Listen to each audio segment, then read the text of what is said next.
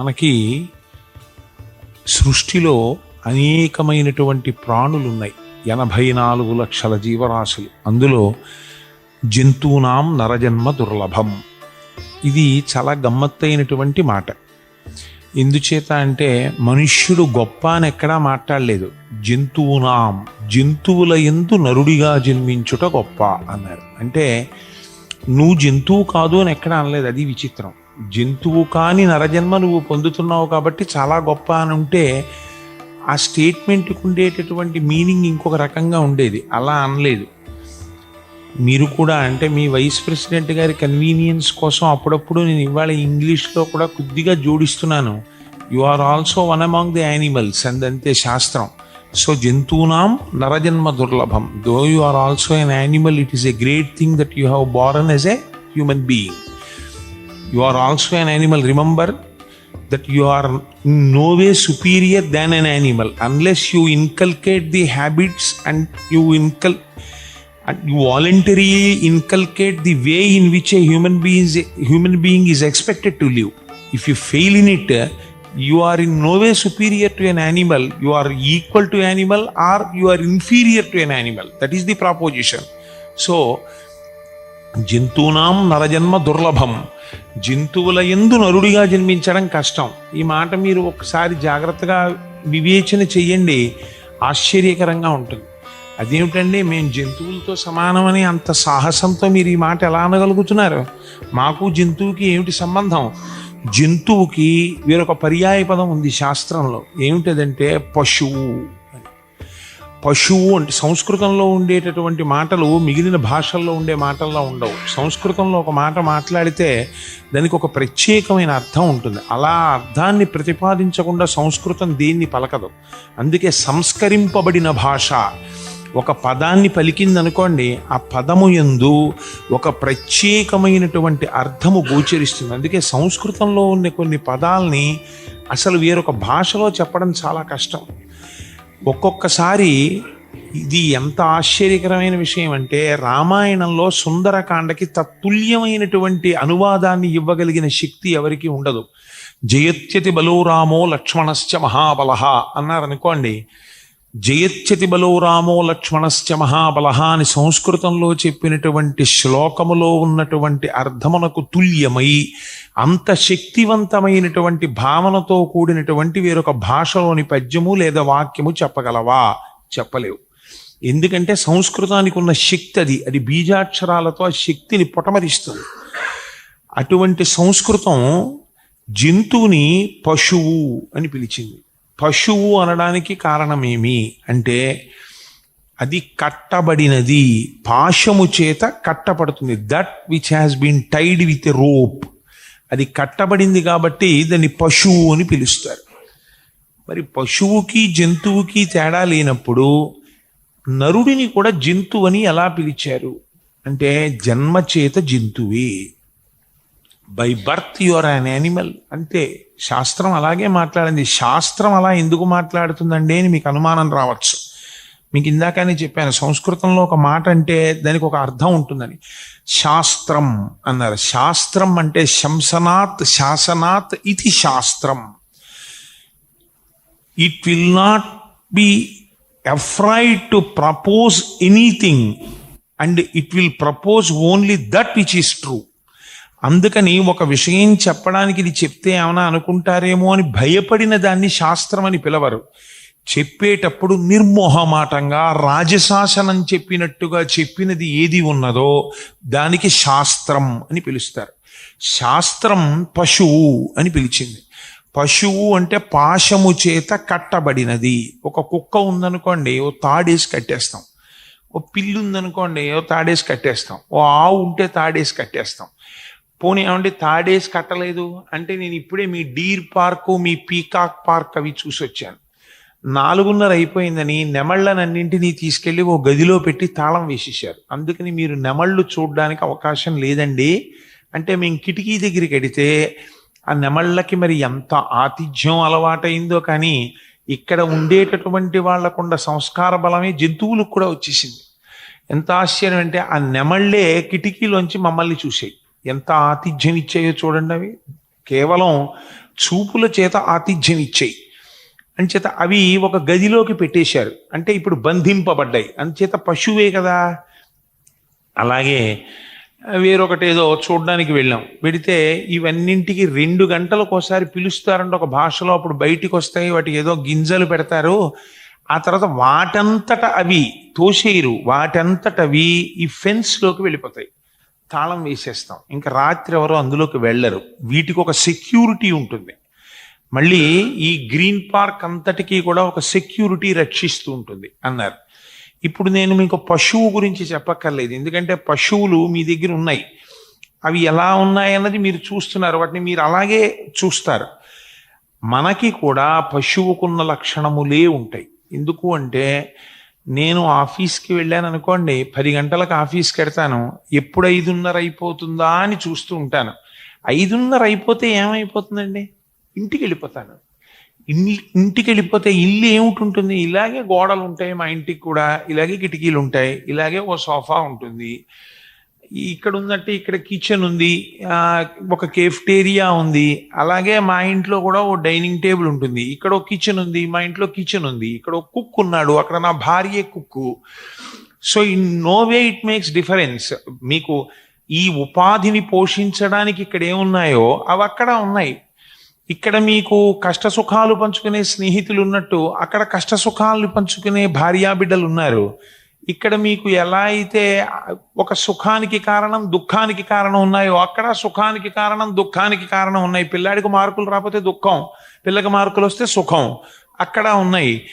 ఇన్ని ఉన్నా నెమళ్ళు 4:30కి గదిలోకి వెళ్ళిపోయినట్టు ఆఫీస్ అయిపోయాక రాత్రి 9 గంటలకు తలుపులు వేసేసి పడుకుంటున్నావా లేదా? అందరికీ కాపలాకి ప్రతి ఇంటికి ఓ సెక్యూరిటీ, ఓ అపార్ట్మెంటు, ఓ వాచ్మెన్, ఓ పోలీస్ స్టేషను ప్రతి చోట ఉన్నాయా లేదా? కాబట్టి అయితే అది ఒక స్తంభానికి కట్టబడింది. మనం దేనికి కట్టబడ్డాం అంటే మనము మన యొక్క కర్మపాశముల చేత కట్టబడ్డాం. ఏమా కర్మపాశములు అంటే ఏ పని చేస్తున్నా మనకి స్ఫురణకొచ్చేది మన కుటుంబం స్ఫురణకొస్తుంది. ఎందుకు ఉద్యోగం చేస్తున్నావు? ఏదో 4 రూపాయలు సంపాదించుకుంటే కాస్త భార్యా బిడ్డలు సుఖపడతారనండి. ఎందుకు ఇల్లు కట్టుకున్నావు? ఏదో నా భార్యా బిడ్డలతో సుఖంగా సంతోషంగా కాలం గడపచ్చని. ఎందుకు ఇంకా ఫర్దర్ చదువుకుంటున్నావు? ఓ ప్రమోషన్ వస్తే, ఓ ఇంక్రిమెంట్ వస్తే కాస్త నా స్టేటస్ ఆఫ్ లివింగ్ ఇంప్రూవ్ అవుతుందనండి. ఏది చేసినా దేని గురించి మాట్లాడతావు? నీ ఇంట్లో ఉన్నటువంటి కుటుంబ సభ్యుల గురించి మాట్లాడుతున్నావు. సో మనం కూడా కర్మపాశముల చేత అనురాగపాశముల చేత కట్టబడ్డాం. అందుకని దానికి సప్తధాతువులు ఉన్నాయి. దానికి చర్మము, రక్తము, మాంసము, కొవ్వు, అస్థి, శుక్ల, మేధ అనబడేటటువంటి 7 పదార్థాలు ఉన్నాయి. దీని యందు కూడా చర్మము, అస్థి అవే పదార్థాలు ఉన్నాయి. దానికి షడూర్ములు ఉన్నాయి, దీనికి షడూర్ములు ఉన్నాయి. షడూర్ములు అంటే ఆకలి, దప్పిక, శోకము, మోహము, జర, మరణము. అంటే ఆకలి, ఏదో ఆకలేస్తుంది. ఇప్పుడు 8, 8:30 అయితే ఇక్కడ ఏదో పెడతారు, తింటాం. అంటే అమ్మయ్య NFCLలో తినేశానండి, ఇక నా జీవితంలో తినవలసిన అవసరం లేదు అంటే కుదురుతుందా? మళ్ళీ రేపు పొద్దున్న ఆకలేస్తుంది. దప్పిక, ఏదో నీళ్లు పెట్టారు, కాసేపు ఆగి నేను నీళ్లు తాగాను అనుకోండి, ఇంక నేను జీవితంలో తాగనంటే కుదురుతుందా? మళ్ళీ 1 గంట ఆగి తాగాలి. జర, అబ్బో నేను పుట్టినప్పుడు చక్కగా చిన్నవాడిగా ఉండేవాడినండి, ఓ 20 ఏళ్ల క్రితం ఎంత బలంగా ఉండేవాడినో, ఈ మధ్య కొత్తగా కాలు మోకాలు నొప్పోటు వస్తుంది. జర, కాలగమనమునందు శరీరమునకు డికే, అంటే in course of time your body gets deteriorated. కాబట్టి ఇట్ అటైన్స్ ఓల్డ్ ఏజ్. జరా సంధిబంధములు విడిపోయి ఇంకిక్కడి నుంచి అన్ని లూజ్ అవ్వడం మొదలుపెట్టి కంటికి కళ్ళ జోడు వస్తుంది. కన్నుగా చూడదు, దానికి జోడు ఉండాలి. అందుకని పోని జర వచ్చేసి అలా ఏదో ముసల్తనంతో ఉండిపోతుందా? మరణము. కొంతకాలమునకు ఇందులో ఉన్న పంచభూతములు బ్రహ్మాండములో ఉన్న పంచభూతములలోకి వెళ్ళిపోతున్నాయి. ఇవి శోకము, ఏదో కోరిక తీరితే సంతోషం, తీరపోతే ఏడుపు. శోకము, మోహము. ఏ వస్తువు మీకు సర్వకాలముల యందు ఆనందమును ఇవ్వలేదో, అటు తాత్కాలిక సుఖాన్ని మాత్రమే ఇవ్వగలదో, కేవలం అటువంటి వస్తువునే కోరుకోవడం. ఇదే మోహం. ఈ 6 దేనికి లేవు చెప్పండి? ఆ నెమలికి ఉంది, దానికి ఆకలి ఉంది, దాహం ఉంది, శోకం ఉంది, మోహం ఉంది, జర ఉంది, మరణం ఉంది. దీనికి అంతే ఉన్నాయి. సో జంతువునాం నరజన్మ దుర్లభం. కానీ అంటున్నారు జంతువులలో నరుడనబడేటటువంటి జంతువుగా పుట్టడం చాలా కష్టం. It's not so easy. It is not in your hands. To take the birth of a human being, it is not in your hands. You are blessed with that జన్మ. You are blessed with that birth. How? ఎలా కుదిరింది అది? అంటే నీ చేతులలో లేదు, నువ్వు పుట్టావు మనుష్యుడిగా. ఎందుకని మనుష్య జన్మ గొప్పది అంటే మిగిలిన ప్రాణుల కన్నా ఒక్క మనుష్య ప్రాణికి ఒక తేడా కనపడుతుంది. మిగిలినవి మనుష్యుడితో సహా barring trees, everybody takes birth only in a horizontal way to the earth, and it also improves or it attains age, it develops only in a horizontal way. భూమికి అడ్డంగా పుట్టి అడ్డంగా పెరుగుతుంది. ఒక్క మనుష్యుడు మాత్రం భూమికి అడ్డంగా పుట్టి నిలువుగా పెరుగుతాడు. దీనికి ఇదొక్కటే జంతువునాం నరజన్మ దుర్లభం. అందుకే నరుడిగా పుట్టలేవు. ఏమిటి అలా నిలువుగా పెరగడం ఏమిటండి గొప్పతనం అని మీరు అడగచ్చు. మిగిలిన ప్రాణులకు శాస్త్రము యొక్క అవసరము లేదు. ఒక కుక్కను తీసుకొచ్చి మీరు డాగ్ షో పెడతారు తప్ప teaching Vedas to all the dogs అని ఎక్కడ ఉండదు. లేకపోతే టీచింగ్ రామాయణ టు పీకాక్స్ అని ఎక్కడ ఉండదు. లేకపోతే discourses on Mahabharata to Lions అని ఎవడు పెట్టడం. వేదం చెప్పినా, రామాయణం చెప్పినా, భారతం చెప్పినా, ఉపనిషత్ చెప్పినా మనుష్యుడికే చెప్తాడు. చిత్రం ఏమిటంటే అందులో స్థాయి భేదం ఉంటుంది. ఒకడు అందుకోగలడు, ఒకడు అందుకోలేడు. అయినా మీరు ఆ గేటు దగ్గర నిలబడి అయ్యా మీరు అందుకోలేరండి ప్రసంగాన్ని, మీరు రాకండి అని అనరు. మనుష్యుడైతే రమ్మంటారు అంతే. If you are a human being you will be allowed to learn the discourse, you will be allowed to hear the discourse. But supposing a peacock comes, a dog comes, you will prevent it, you will not allow it to hear. Why? That is the greatness of a human body. Whether you are competent to hear it, whether you can digest it, whether you can understand it or not, it is immaterial. Because you are a human being, you are allowed to hear the subject and the God. That is the greatness. The rest of the creatures, they are not allowed to do it. జంతువునాం నరజన్మ దుర్లభం. ఒక కుక్క ఉంది, ఒక శివాలయంలోకి వెళ్ళి అభిషేకం చేయలేదు. ఒక నక్క ఉంది, శ్రీ మహావిష్ణువు యొక్క పాదముల దగ్గరికి వెళ్ళి తన శిరస్సు పాటించి నమస్కరించలేదు. ఒక నెమలి ఉంది, it is the national bird, but you will not allow a peacock to garland lord Srikrishna, but you will allow Koteswararao. Why? Is a human being sufficient. ఒక మనుష్యుడైతే చాలు, మీరు కృష్ణుడికి మాల వేయిస్తారు. కానీ అది నెమలి, మీరు వేయించరు. ఆవు పాలు అభిషేకం చేస్తారు, ఆవును తీసుకురండి శివాలయంలోకి, తీసుకురారు. ఎందుకని? అంతే. ఆ ఉపాధికి ఉన్న గొప్పతనం. ఈ ఉపాధి అర్థం చేసుకోగలదు. అర్థం చేసుకుని ఊర్ధ్వముఖ చలనం చేస్తుంది. అంటే ఈ ఒక్క జన్మలో మాత్రమే ఎటువైపుకి మనిషి వెళ్ళాలో అటువైపుకి వెళ్ళగలడు. మిగిలిన ప్రాణులు వెళ్ళలేవు. అందుకని వెళ్ళలేవు కాబట్టి వాటికి చెప్పవచ్చా? చెప్పకూడదు. వాటికి వేదం చెప్పచ్చా? చెప్పకూడదు. చిలుక పలుకులు అని మనకి శాస్త్రం ఉంది. చిలుకలు అందంగా పలుకుతాయి. రుక్మిణీ కళ్యాణంలో పోతన గారు దాని గురించి చాలా గొప్ప వర్ణన చేశారు. మందమరాళములకు చూపు మందగతులు అని హంసలు నడకలు నేర్చుకుంటాయి, చిలుకలు పలుకులు నేర్చుకుంటాయి.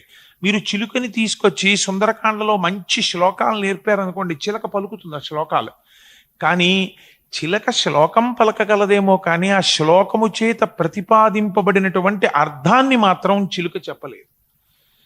A parrot may be able to recite a sloka in Ramayana, from Ramayana, but it cannot understand the meaning that has been proposed by that pious sloka. But a human being can recite the sloka as well. He can also understand the substance that has been proposed by the sloka. That is the difference. మీరు అర్థం చేసుకోగలరు. మీకు ఆ బుద్ధినిచ్చాడు పరమేశ్వరుడు. మిగిలినటువంటి ప్రాణులకు అటువంటి అవకాశం లేదు. దానికి అన్నం తినాలన్నా నోటితోటే, ఎక్కడైనా దురద పెడితే గోక్కోవాలన్నా ఆ నోటితోటే ఇలా ఇలా ఇలా ఇలా పళ్ళతో కొరుక్కుంటుంది తప్పించి దానికి ఆ నోటికి ఒక ప్రత్యేకమైన గొప్పతనం లేదు. మనుష్యుడి నోటికి ఒక్కదానికి ఒక గొప్పతనం ఉంది. ఆ నోటితో ఈశ్వరనామం చెప్పగలడు, ఆ నోటితో భగవంతుడికి సంబంధించినటువంటి శ్లోకాలు చెప్పగలడు, భగవత్ శబ్దమును గూర్చి ప్రసంగించగలడు, భగవంతుడికి సంబంధించిన విషయాన్ని వినగలడు, అర్థం చేసుకోగలడు, ఆచరణలో పెట్టగలడు. అందుకే మన వాళ్ళు మనుష్యుడికి మేము బోధ చెయ్యవలసి వస్తే ఏం చెయ్యాలి అని అడిగారు. 4 వేదాలు తీసుకొచ్చి ఒకడికి చెప్పడం కుదురుతుందా? కుదరదు. 18 పురాణాలు తీసుకొచ్చి చెప్పడం కుదురుతుందా? కుదరదు. ఉపనిషత్తులన్నీ చెప్పడం కుదురుతుందా? కుదరదు. మరి ఇవన్నీ తీసుకొచ్చి చెప్పడం కుదరనప్పుడు వాడు జీవితంలో వీటన్నింటికి సంబంధించిన సారాన్ని ఎప్పుడు వినగలడు? ఎలా తెలుసుకుంటాడు?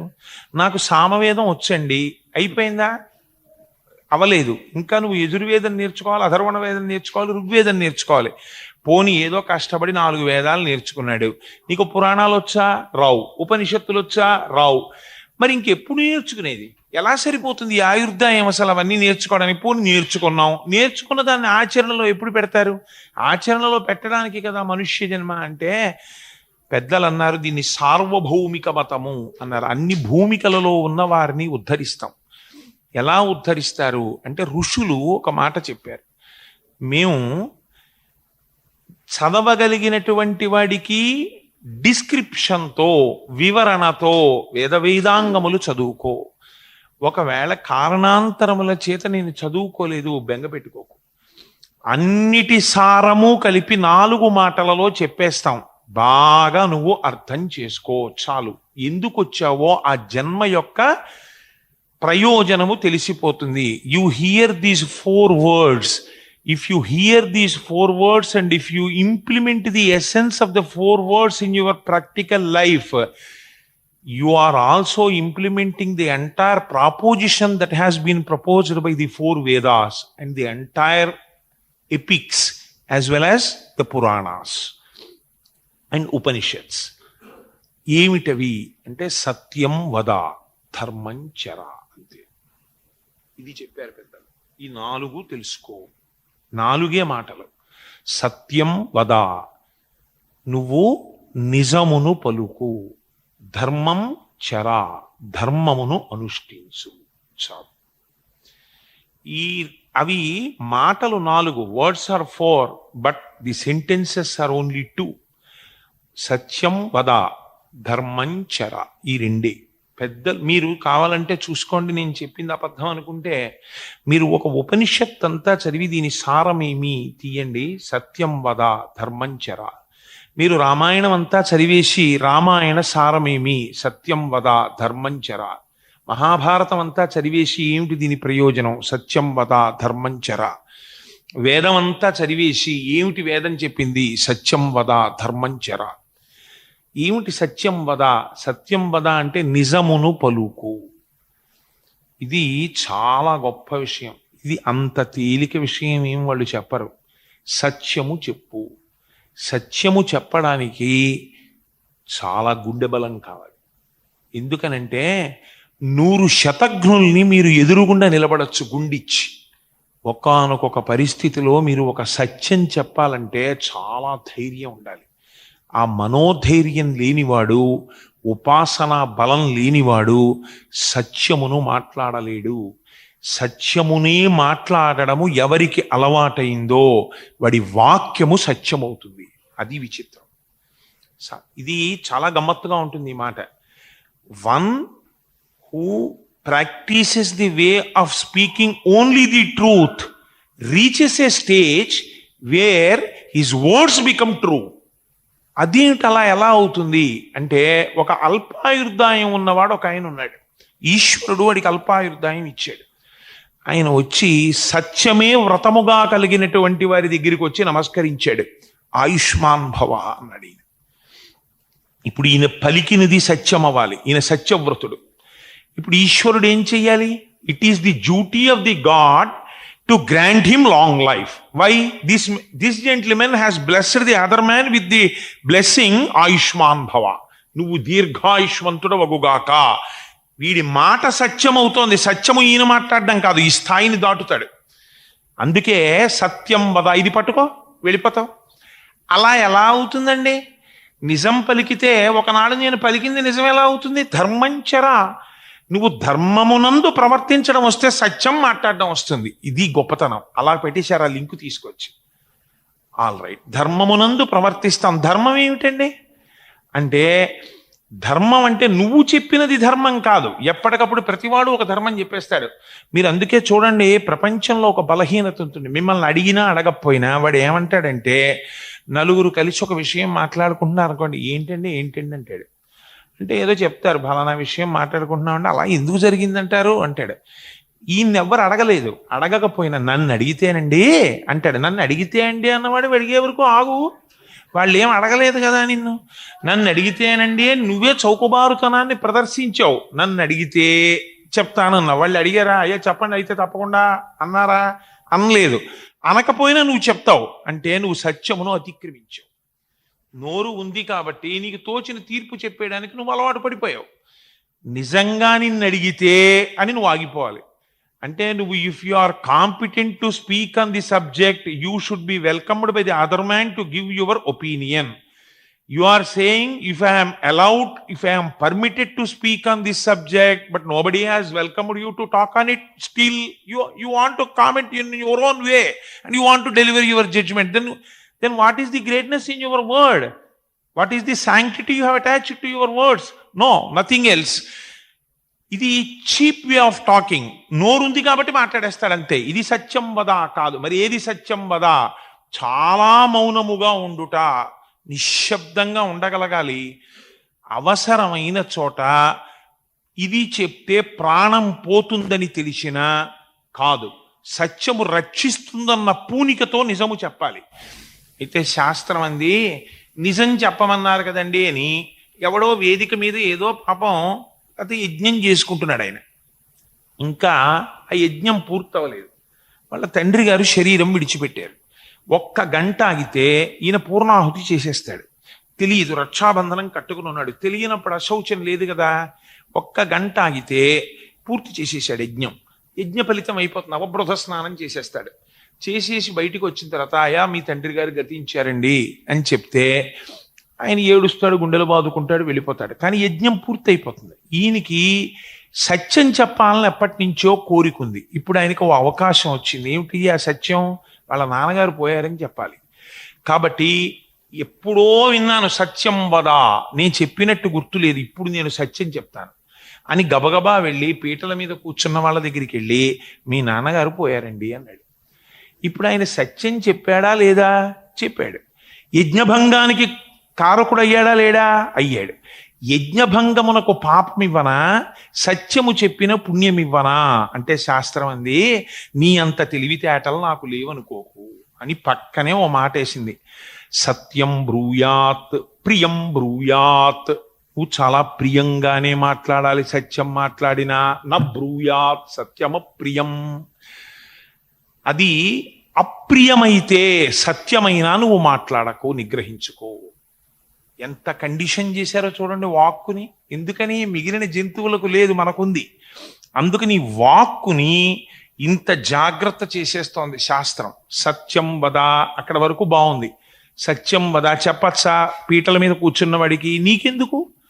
చెప్పచ్చు. కానీ సత్యం బ్రూయాత్ ప్రియం బ్రూయాత్, ప్రియమైనదైతే చెప్పు. ఇప్పుడు ఆయనకి అది ప్రియమా? ఆయన తెలుసుకుంటాడు. 1 గంట పోతే తెలుస్తుంది. ఆయన ఇంకా 10 రోజులు దీక్షలో ఉండాలనుకోండి, అప్పుడు చెప్పండి, తప్పులేదు. కానీ చెప్పేటప్పుడు ప్రియం బ్రూయాత్, సమయాసమయముల విచారణ చేసి మాటని చాలా మధురముగా చెప్పగలిగిన రీతిలో చెప్పు. నా బ్రూయాత్ సత్యమ ప్రియం. ఒకవేళ సత్యమే చెప్తున్నా, ఇప్పుడు నేను సత్యం చెప్తున్నానని అప్రియమైన మాటని అది కొంచెం సేపు వాయిదా వేస్తే అవతలవాడికి ఒక ప్రయోజనం సిద్ధించే సమయంలో నువ్వు వెళ్ళి దాన్ని మాట్లాడకో. నా బ్రూయాత్ సత్యమ ప్రియం. ఇప్పుడు మీరు సత్యమునకు సంబంధించిన భాషణకి సంబంధించిన నిబద్ధతని మనస్సులో పెట్టుకున్నారనుకోండి, వాక్ అంతా ఏమైపోతుంది? చాలా జాగ్రత్త పడిపోతుంది. ఎప్పుడు పడితే అప్పుడు, ఎలా పడితే అలా మీరు మాట్లాడడానికి సాహసం చేయలేరు, ఆగిపోతుంది. ఇప్పుడు ధర్మంచరా, అస్తమానం దేంతో లింకప్ అవ్వాలి మాట? ధర్మంతో లింకప్ అవ్వాలి. ధర్మం అంటే ఏమిటి? నడువడి. కాలు తీసి కాలు వేస్తే ధర్మం. ఈ ధర్మం అన్న మాటకి గొప్పతనం ఏమిటంటేనండి, జంతువులకు లేదు. మీకు సమస్త ప్రాణికోటిలో దేనికి కూడా ధర్మం అన్న మాట లేదు. ఒక నెమలి అందంగా ఆడుకుంటోంది అరణ్యంలో. ఎక్కడి నుంచో ఒక పెద్ద పులి చూసింది. దానికి ఏమీ ఆకలి లేదు. కానీ ఆ పెద్ద పులి పరుగు పరుగున వచ్చి ఈ నెమలి యొక్క కంఠాన్ని కొరికేసి వెళ్ళిపోయింది. ఇప్పుడు పెద్ద పులికి పాపం ఖాతాలో వేస్తారా అంటే క్రౌర్య ధర్మము అంది శాస్త్రం. అది ఆ జంతువు యొక్క శరీరమునకు ఉంది ఆ లక్షణం. అందుకని దానికి ఏం పాపం వెయ్యము అంది. అందుకని వాటికి ధర్మం లేదు. ఒక ఆవు ఒక దూడని కంటుంది. ఆ దూడ పెద్దదవుతుంది. పెద్దదై అదొక ఎద్దు అవుతుంది. ఎద్దైన తర్వాత ఆ ఎద్దు ఈ ఆవుతో సంగమిస్తుంది. సంగమించిన తర్వాత దానికి ఇంకొక దూడ పుడుతుంది ఆ ఆవుకి. అప్పుడు మీరు వావి వరసల్ని ఆవుకి పుట్టినటువంటి ఎద్దుకి చెప్పడానికి వీలు కుదరదు. ఎందుచేత అంటే దానికి ధర్మం లేదు, దానికి నడువడి లేదు. అందుచేత దాని యందు మీరు ధర్మాన్ని ఆరోపించకూడదు. మా ఆవు వ్యభిచారం చేసేసిందండి దిక్కుమాలినావు అని గుండెలు బాధేసుకుని పేపర్లో వేసేసి ఊళ్ళో చెప్పేసి దానికి ప్రాయశ్చిత్తం చేయిస్తాను, కాశీ తీసుకెళ్ళిపోతాను అనకూడదు. ఎందుకని అంటే దాని ధర్మం అంతే అది. కానీ మనుష్యుడి దగ్గరికి వచ్చారనుకోండి, చాలా ధర్మాలు చెప్పేసింది శాస్త్రం. ఉపాధులన్నీ ఒక్కలా ఉంటాయండి. ఆశ్చర్యం. తండ్రి పురుషుడు, కొడుకు పురుషుడు, తమ్ముడు పురుషుడు, అన్న పురుషుడు, గురువు పురుషుడు, అతిథి పురుషుడు, అభ్యాగతి పురుషుడు, స్నేహితుడు పురుషుడు, అందరూ పురుషులే. ఆవు దగ్గరికి ఆవు ఉందనుకోండి, ఆవు ఎద్దులన్నిటిది ఓ ధర్మం, ఆవులన్నిటిది ఓ ధర్మం. అక్క చెల్లెలు ఇవేం ఉండదు. మీరు మనుష్యుడి దగ్గరికి వచ్చారనుకోండి, అందరూ పురుషులే. కానీ ఆయన గురువు గారు నమస్కారం, వీడు నా కింద పనిచేసే పరిచారికుడు, మీరు ఉత్తర్వులు ఇస్తారు, ఆయన మీకు నమస్కారం. ఈయన తండ్రి, ఆయన దగ్గరికి వెళ్ళేటప్పటికీ మీరు ఆయన చెప్పింది వింటారు. కొడుకు, మీరు ఆయనకి చెప్తారు. ఏమిటండి ఇవన్నీ ధర్మాలు? ఏమిటండి? ఆవుకి ఎద్దుకి లేవు, ప్రపంచంలో దేనికి లేవు, పక్షులకి లేవు, చెట్లకి లేవు. మనకొచ్చేటప్పటికే ఇంత అల్లరా. ఎందుకు వచ్చింది అల్లరంతా అంటే నీకు బుద్ధి ఉంది కాబట్టి ధర్మంచరా, ధర్మం నీకు ఇలా పెట్టేశాం, బిగించేశాం. ఎందుకని ఆ ధర్మము చేత నడువడిని నియంత్రిస్తారు. దీని చేత శీలమును తీసుకొస్తారు. ధర్మబద్ధమైన నడువడి ఏమి తీసుకొస్తుంది? శీలాన్ని తీసుకొస్తుంది, అంతే. మీకు నేను దీన్ని ఒక ఉదాహరణ చెప్తే మీరు చాలా తేలికగా గ్రహించగలుగుతారు. వేదవేద్యే పరే పుంసి జాతే దశరథాత్మజే వేద ప్రచేత సాదాసీత్ సాక్షాత్ రామాయణాత్మన అన్నారు. వేదము రామాయణమై వచ్చింది. వేదము చేత ప్రతిపాదింపబడినటువంటి పరబ్రహ్మము రాముడై నడిచాడు. రాముడు ఏం చేశాడు? మీరు ఒకసారి ఆలోచించండి. ఎప్పుడైనా కొంచెం జాగ్రత్తగా రామాయణాన్ని వేరొక దృష్టికోణంలో మీరు విచారణ చెయ్యండి. రామావతారము యొక్క ప్రయోజనమేమి అని మిమ్మల్ని ఎవరైనా అడిగారు అనుకోండి, what is the purpose of the avatar of lord Srirama అని అడిగితే, killing the demon Ravana. It is the immediate reply. ఒకవేళ రావణాసుర సంహారమే రామావతారమునకు ప్రయోజనమైతే, రావణాసురుణ్ణి సంహరించడానికి రాముడు సీతమ్మని పెళ్ళాడడం, దశరథ మహారాజు గారి మాట కోసం అరణ్యాలకి వెళ్ళడం, మరి ఇదంతా డ్రామాయా? మరి ఎందుకు జరిగినట్టు అంటే ఏదో తేడా ఉంది కదా. రావణాసురుణ్ణి చంపడానికి ఆనాడు వామనమూర్తి బలిచక్రవర్తి దగ్గరికి వచ్చినట్టు, మత్స్యావతారం వచ్చినట్టు, కూర్మావతారం వచ్చినట్టు ఆ పర్టిక్యులర్ పర్పస్కి వచ్చి వెళ్ళిపోవాలి కదా. వెళ్ళిపోకుండా మరి రామావతారం రావణ సంహారం తర్వాత కూడా ఉంది. మనందరం ఎలా బతుకుతామో ఆయన సీతమ్మతో బతికాడు. అలాగే ఆయన బిడ్డల్ని కన్నాడు. అది విచిత్రం. భగవంతుని యొక్క అవతారం బిడ్డల్ని కండం అన్నది లేదు. కానీ ఆయన లవకుశుల్ని కన్నాడు. వంశం నడిచింది చాలా కాలం. లవకుశుల్ని కన్నాడు. మరి ఎందుకు అవతారం? అప్పుడు రావణ సంహారమే రామావతారమునకు ప్రయోజనమా, రామావతారమునకు వేరొక ప్రయోజనము కూడా ఉన్నదా అంటే, రామావతారమునకు ప్రయోజనమేమి అని మిమ్మల్ని అడిగారు అనుకోండి, రావణ సంహారము అని చెప్తే తప్పు. రామావతార ప్రయోజనం అది కాదు. మరి ఏది? నరుడు ఎలాంటి ధర్మంలో ప్రవర్తించాలో అటువంటి ధర్మాన్ని మీకు చూపించడం రామావతార ప్రయోజనం. మరి రావణ సంహారం అనుషంగిక ప్రయోజనం. ధర్మమునకు రావణాసురుడు చచ్చిపోతాడంతే. ధర్మము రాముడు, అధర్మము రావణాసురుడు. అలా ఎలా డిఫైన్ చేస్తారు రామాయణంలో చూపించండి మీరు అని అడిగారు అనుకోండి. ధర్మం అనగానేమి, ఒక విషయాన్ని తెలుసుకుని అనుష్ఠాన పర్యంతమునకు తెచ్చుట. నేను వేదం చదువుకున్నాను, లేకపోతే నేను పురాణం చదువుకున్నాను, నాకు తెలుసు ఒక మనిషి ఇలా ప్రవర్తించాలి, నాకు తెలుసు. I know how A human being is expected to behave. In this context, in Ramayana, both Ravana and Rama are equally aware of the rules by which a human being is expected to behave. Both of them are equally aware. Endukante Ravanasura also has studied Vedas. Ramachandramurti also has studied Vedas. You make a compare and contrast between Lord Sri Rama and Ravanasura.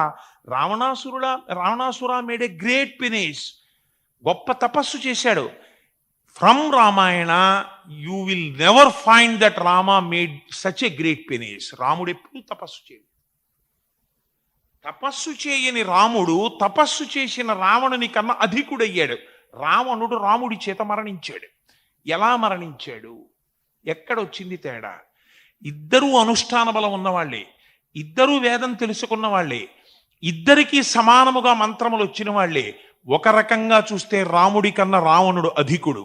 ఇందుచేత in one way Ravanasura is superior to Lord Sri Rama. That is the exclusive reason why in the battle field when హృదయ he regained enthusiasm, got into the chariot and fought with Ravanasura. So Ravana no way inferior to Ramachandramurti. He made Rama feel tired. So in no avatara you find such a situation. Why such thing has happened in Ramayana? You make a compare and contrast. ఇప్పుడు మీరు ఆలోచించేయండి, ఎందుకు అలా జరిగింది రామాయణంలో? రావణాసురుడికి రాముడికి ఎందుకు అటువంటి పరిస్థితి ఏర్పడింది? తేడా మీరు జ్ఞాపకం పెట్టుకోండి. Ravanasura might be equal with Rama in learning Vedas, in learning rules and regulations, in learning Upanishads, in learning Kavyas. But as far as their implementation, as far as the naduvadi, behavior, conduct is concerned, Rama at every step is superior to Ravanasura. Knowing is not greatness. Putting them into practice is greatness. Rama put things into practice, whereas Ravanasura never put things into practice. అందుకే శాస్త్రం ఒక మాట చెప్పింది, తెలిసిన బ్రాహ్మణుడి కన్నా కర్మ తెలియని శూద్రుడు కొన్ని కోట్ల రెట్లు అధికుడు అనో మాట చెప్పింది. వీడికి తెలుసు చెయ్యడు, వీడికి యజ్ఞోపవీతం ఉంది సంధ్యావందనం చేయడు, వీడికి యజ్ఞోపవీతం ఉంది ఓ కావ్యం చదవడు, వీడికో యజ్ఞోపవీతం ఉంది వీడికో మంత్రం రాదు, వీడికి యజ్ఞోపవీతం ఉంది దైవభక్తి లేదు, ఆయనకి యజ్ఞోపవీతం లేదు దైవభక్తి ఉంది, ఆయనకి యజ్ఞోపవీతం లేదు దేవాలయానికి ఎడతాడు, ఆయనకి యజ్ఞోపవీతం లేదు భగవంతుడి గురించి వింటాడు. జన్మాంతరమనందు బ్రాహ్మణుడు అధికుడా, ఆయనే అధికుడు అవతల బొమ్మది. ఇందుచేత తెలిస్తే ఆవిడకి కావాలరా? Symbol is not the criteria. నువ్వు యజ్ఞోపవీతం వేసుకున్నావా? నరత్వం దేవత్వం నగవన మృగత్వం మశకత పశుత్వం కీటత్వం భవతు వ్యహత్వాదిజనం సదా మొహాటవ్యంలో తిరిగేటటువంటి వాడు నరుడైతేనేమిటి, దేవుడైతేనేమిటి, దేవత అయితేనేమిటి, పశువైతేనేమిటి, పర్వతం అయితేనేమిటి, ఏదైతేనేమిటి, నువ్వు ప్రాక్టీస్లోకి తీసుకొచ్చావా? ప్రాక్టీస్లోకి తీసుకొచ్చాడు రాముడు. అందుకే మారీచుడు ఒక మాట అన్నాడు అరణ్యకాండలో, రాముడితో యుద్ధం అంటే ఏమిటో తెలుసా? ధర్మముతో యుద్ధమే. If you want to encounter Rama, remember Ravana, you are not fighting with Rama, you are fighting with Dharma. If you fight with Dharma, what kind of effect it delivers? It destroys you. So, kalatrani cha saumyani mitravargam stathaivacha. నీకు నీ భార్యతో బిడ్డలతో నీ సంసారముతో రాజ్యముతో భోగములతో సుఖముగా ఉండాలంటే నువ్వు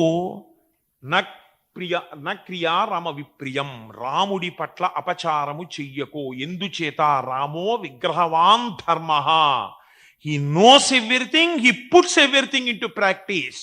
You know everything, but you don't put anything into practice. That is the main difference between you and Rama.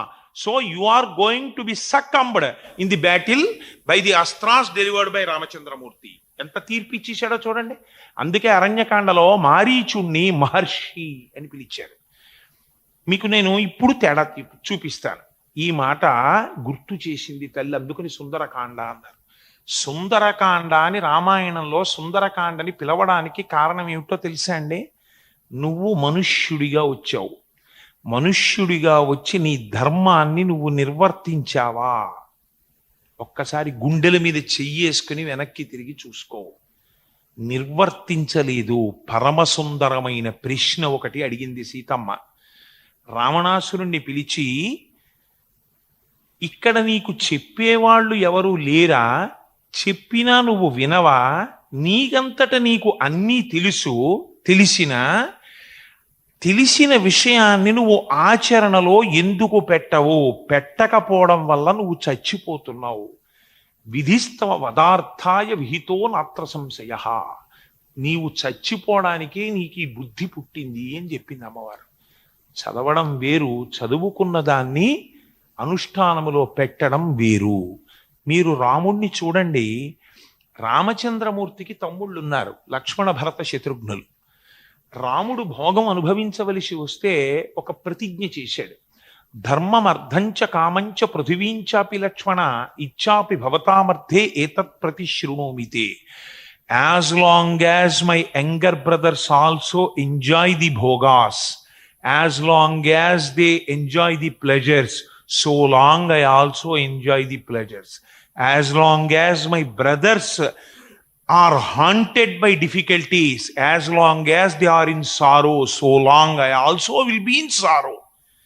May not be physically, but their sorrow is my sorrow, their lamentation is my lamentation, their pleasure is my pleasure. నేను అన్నగారిని కనుక నా తమ్ముడి కష్టాలు నా కష్టాలు, నా తమ్ముడి విచారం నా విచారం, నా తమ్ముడికి లేని సుఖం నాకు వద్దన్నాడు. మీరు రావణాసురుణ్ణి తీసుకోండి. తనకి భోగం కావాలి, సీతమ్మని తీసుకొచ్చాడు. ఈ సీతమ్మ తనకి దక్కడానికి కుంభకర్ణుడిని యుద్ధానికి పంపించాడు. కుంభకర్ణుడు చచ్చిపోయాడు, ఆగాడా? కొడుకుని పంపించాడు ఇంద్రజిత్తుని, ఇంద్రజిత్ చచ్చిపోయాడు, ఆగాడా? సైన్యాన్ని పంపించాడు, ఆగాడా? ఒక తోడ పుట్టినవాడు చెప్పాడు నువ్వు ఈ పని చెయ్యకూడదని చెప్పాడు విభీషణుడు. తెలుసు రావణాసురుడికి. సర్వకాలముల యందు నా మనస్సు ధర్మమునందుండాలని బ్రహ్మగారిని తపస్సు చేసినప్పుడు ప్రత్యక్షం అయితే అడిగాడు విభీషణుడు. ముగ్గురు ఒక్క చోట కూర్చుని తపస్సు చేశారు, రావణ కుంభకర్ణ విభీషణులు. బ్రహ్మగారు ప్రత్యక్షం అడిగారు ఒక్కొక్కడిని వరం. అడిగినప్పుడు విభీషణుడు ఏమడుగుతున్నాడో విన్నాడు రావణాసురుడు. ఏ సందర్భములోనైనా నా మనస్సు ధర్మమునందే నిలబడేటట్టుగా నాకు వరం ఇమ్మని అడిగాడు. అడిగితే బ్రహ్మగారు ఏమన్నాడంటే, చిరాయుర్దాయం కావాలని అడిగిన రావణాసురుడికి ఇవ్వలేదు, అడగని విభీషణుడికి నీకు ధర్మముతో పాటు చిరంజీవిత్వాన్ని ఇచ్చానన్నాడు. ఎవడు ధర్మమునందున్నాడో వాడు ఎప్పటికీ ఉంటున్నాడు, ఎవడు ధర్మమునందు లేదో వాడు నశించిపోతున్నాడు. కాబట్టి ఏది నీకు పూనిక? ధర్మమే పూనిక. ధర్మం అనగానేమి? ప్రాక్టీస్, నడువడి. ఈ నడువడి ఎలా తెలుస్తుంది? అందుకని రావణ సంహారం అనుషంగిక ప్రయోజనం, మనిషిగా నడిచి చూపించడం ఆయన ప్రధాన ప్రయోజనం. నేను చాలా చోట్ల స్కూల్స్లో స్టూడెంట్స్ని అడ్రస్ చేసినప్పుడు ఒక మాట చెప్తూ ఉంటాను. రాముడి బాల్యంలో విద్యాభ్యాసం అనేటటువంటిది చాలా ముఖ్యమైనటువంటి ఘట్టం కదండి. Knowing from teachers is a very vital part in Rama's life. But Valmiki Maharshi has not written so many shlokas about the academic career of Ramachandramurti. 2-3 శ్లోకాలు రాశారంతే. 2-3 శ్లోకాల్లోనూ కూడా వాల్మీకి మహర్షి రాముడికి పాఠం ఎలా చెప్పారు వశిష్ఠుడు అన్న దాని గురించి ఒక్క మాట చెప్పేశారు. సర్వే వేద విదాః శూరాః, సర్వే లోక హితేరతాః, సర్వే జ్ఞానోపసంపన్నాః, సర్వే సముదితా గుణై. అంతే. సర్వే వేద విదాహ, అన్ని వేదాలు నేర్పేశారు, అన్ని పురాణాలు నేర్పేశారు, అన్ని మంత్రాలు నేర్పేశారు. శూరాహ, దాని చేత మహాపండితుడయ్యాడు రాముడు. ఇప్పుడు రాముడు మహాపండితుడయ్యాడు, వేదాలు తెలుసు, మంత్రాలు తెలుసు, ధనుష్టంకారం తెలుసు, శస్త్రాస్త్రాలు తెలుసు. ఇవి నేర్పి వశిష్ఠుడు వదిలేశాడు అనుకోండి. ఇప్పుడు రాముడు రావణుడి కన్నా గొప్పవాడు ఎలా అవుతాడు? ఇది గురువు యొక్క కాంట్రిబ్యూషన్. సర్వే లోకహితే రతాః, డోంట్ బి ఇంపేషెంట్, ఇది నేర్పాడు వశిష్ఠుడు. నేను I taught you Brahmastra, I taught you Agneyastra, I taught you Varunastra, I taught you so many mantras, but equally Rama I also teach you be patient, be patient, be patient. In your life, don't lose patience. That is the most important factor. As soon as you lose patience, immediately you will be surmounted by anger. Whenever you are dominated by anger, immediately you will lose your discrimination. బుద్ధిని కోల్పోతావు. బుద్ధి పోతే బుద్ధి నాశాత్ ప్రణశ్యతి, నాశనం అయిపోతావు అంతే. ఆ బుద్ధి పోయిందా, వైల్డ్ యాంగర్ లోంచి వైల్డ్ యాక్షన్స్ వచ్చేస్తాయి. లోకము నాశనం అయిపోతుంది నీకున్నటువంటి మంత్రశక్తి చేత. అందుకుని ఓర్పు నేర్చుకో. సర్వే లోకహితే రతాః. నీకెప్పుడైనా కోపం వచ్చినప్పుడు నేను ఈ పని చేస్తే what will be the disastrous reaction అన్న దాని గురించి ఆలోచించు. ఇంత పొటెన్సీ అవసరమా?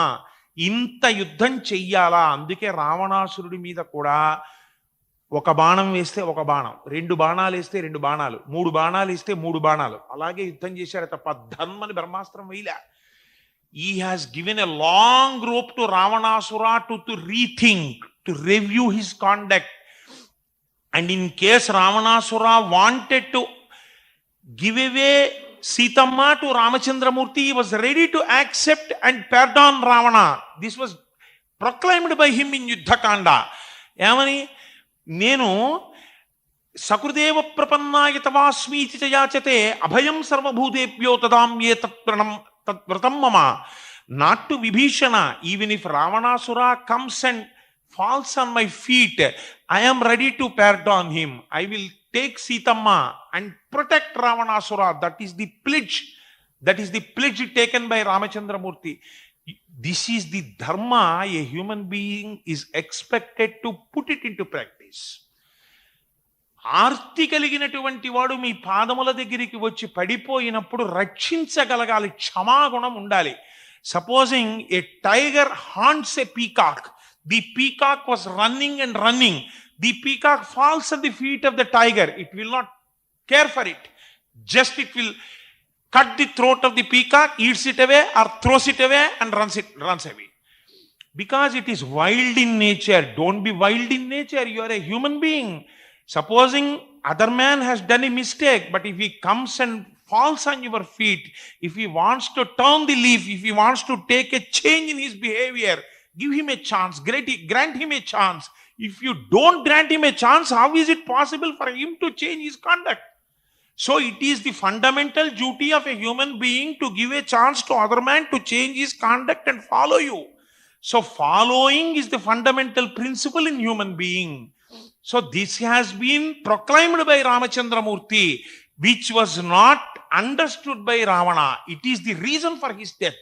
Rama is not the reason for the death of Ravanasura. Ravanasura alone is the reason for the death of himself. రావణుని యొక్క సంహారమునకు రాముడు కారకుడు కాడు, రావణాసురుడే కారకుడు. ఈ విషయం ఎవరు చెప్పారు రామాయణంలో? మండోదరి చెప్పింది. అది విచిత్రం. భార్యాభర్తల మధ్య అభేదం.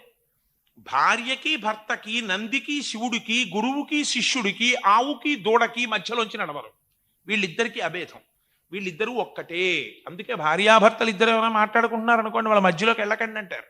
వాళ్ళిద్దరూ అభేదము. శరీరముల చేత వేరు కానీ మనస్సుల చేత ఒక్కటే. ఇప్పుడు రావణాసురుడి యొక్క మరణమునకు కారణం ఎవరు? ఇప్పుడు రావాలి judge. Somebody has to say why Ravana has died in the battle field. ఇది చెప్పేటటువంటి ఒక ధర్మమూర్తి రావాలి, ఒక మహాపతివ్రత రావాలి. వచ్చింది. ఎవరు వచ్చారు? మండోదరి వచ్చింది యుద్ధభూమిలోకి. వచ్చి మరణించినటువంటి రావణాసురుడి యొక్క శవం దగ్గర నిలబడింది. ఆవిడ ఏడవలేదు.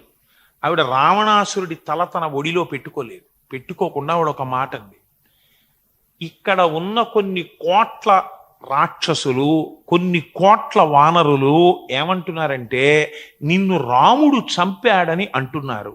కానీ రావణ, నేనంటున్నాను నువ్వు నీ ఇంద్రియముల చేత చచ్చిపోయావని నేను అంటున్నాను. ఈ మాట అనిపించుకోవడం ఒక పురుషుడికి ఎంత దారుణమైన విషయమో మీరు ఆలోచించండి. ఇది సీతమ్మ చెప్పింది. వధం చామిచ్చితాఘోరం తయాసౌ పురుషశభ. నీకు ఒంట్లో ఓపికంది కాబట్టి ఇంద్రియాలు చెప్పిన మాటలు విని భోగం అనుభవించేస్తున్నావు ధర్మాధర్మములను పాటించకుండా. కానీ ఈ భోగాన్ని అనుభవించేటటువంటి ఇంద్రియాలు కొన్నాళ్ళు పోయిన తర్వాత డస్సిపోతాయి, ఇంకా ఆ శక్తి పోతుంది. కానీ నువ్వు చేసిన అధర్మం ఫలితం ఇవ్వడం అప్పుడు ప్రారంభం అయిపోతుంది. అప్పుడు ఎవరు అనుభవించాలి? ఈ ఇంద్రియాలే అనుభవించాలి మళ్ళీ ఆ పాప ఫలితాన్ని కూడా. అప్పుడు చాలా కష్టపడిపోతావు రావణ, నువ్వు తట్టుకోలేవు, బాధపడిపోతావు. అందుకని వద్దు, నా మాట విను, రాముని మార్గంలో ప్రయాణించు, రాముడి పాదముల మీద పడిపో.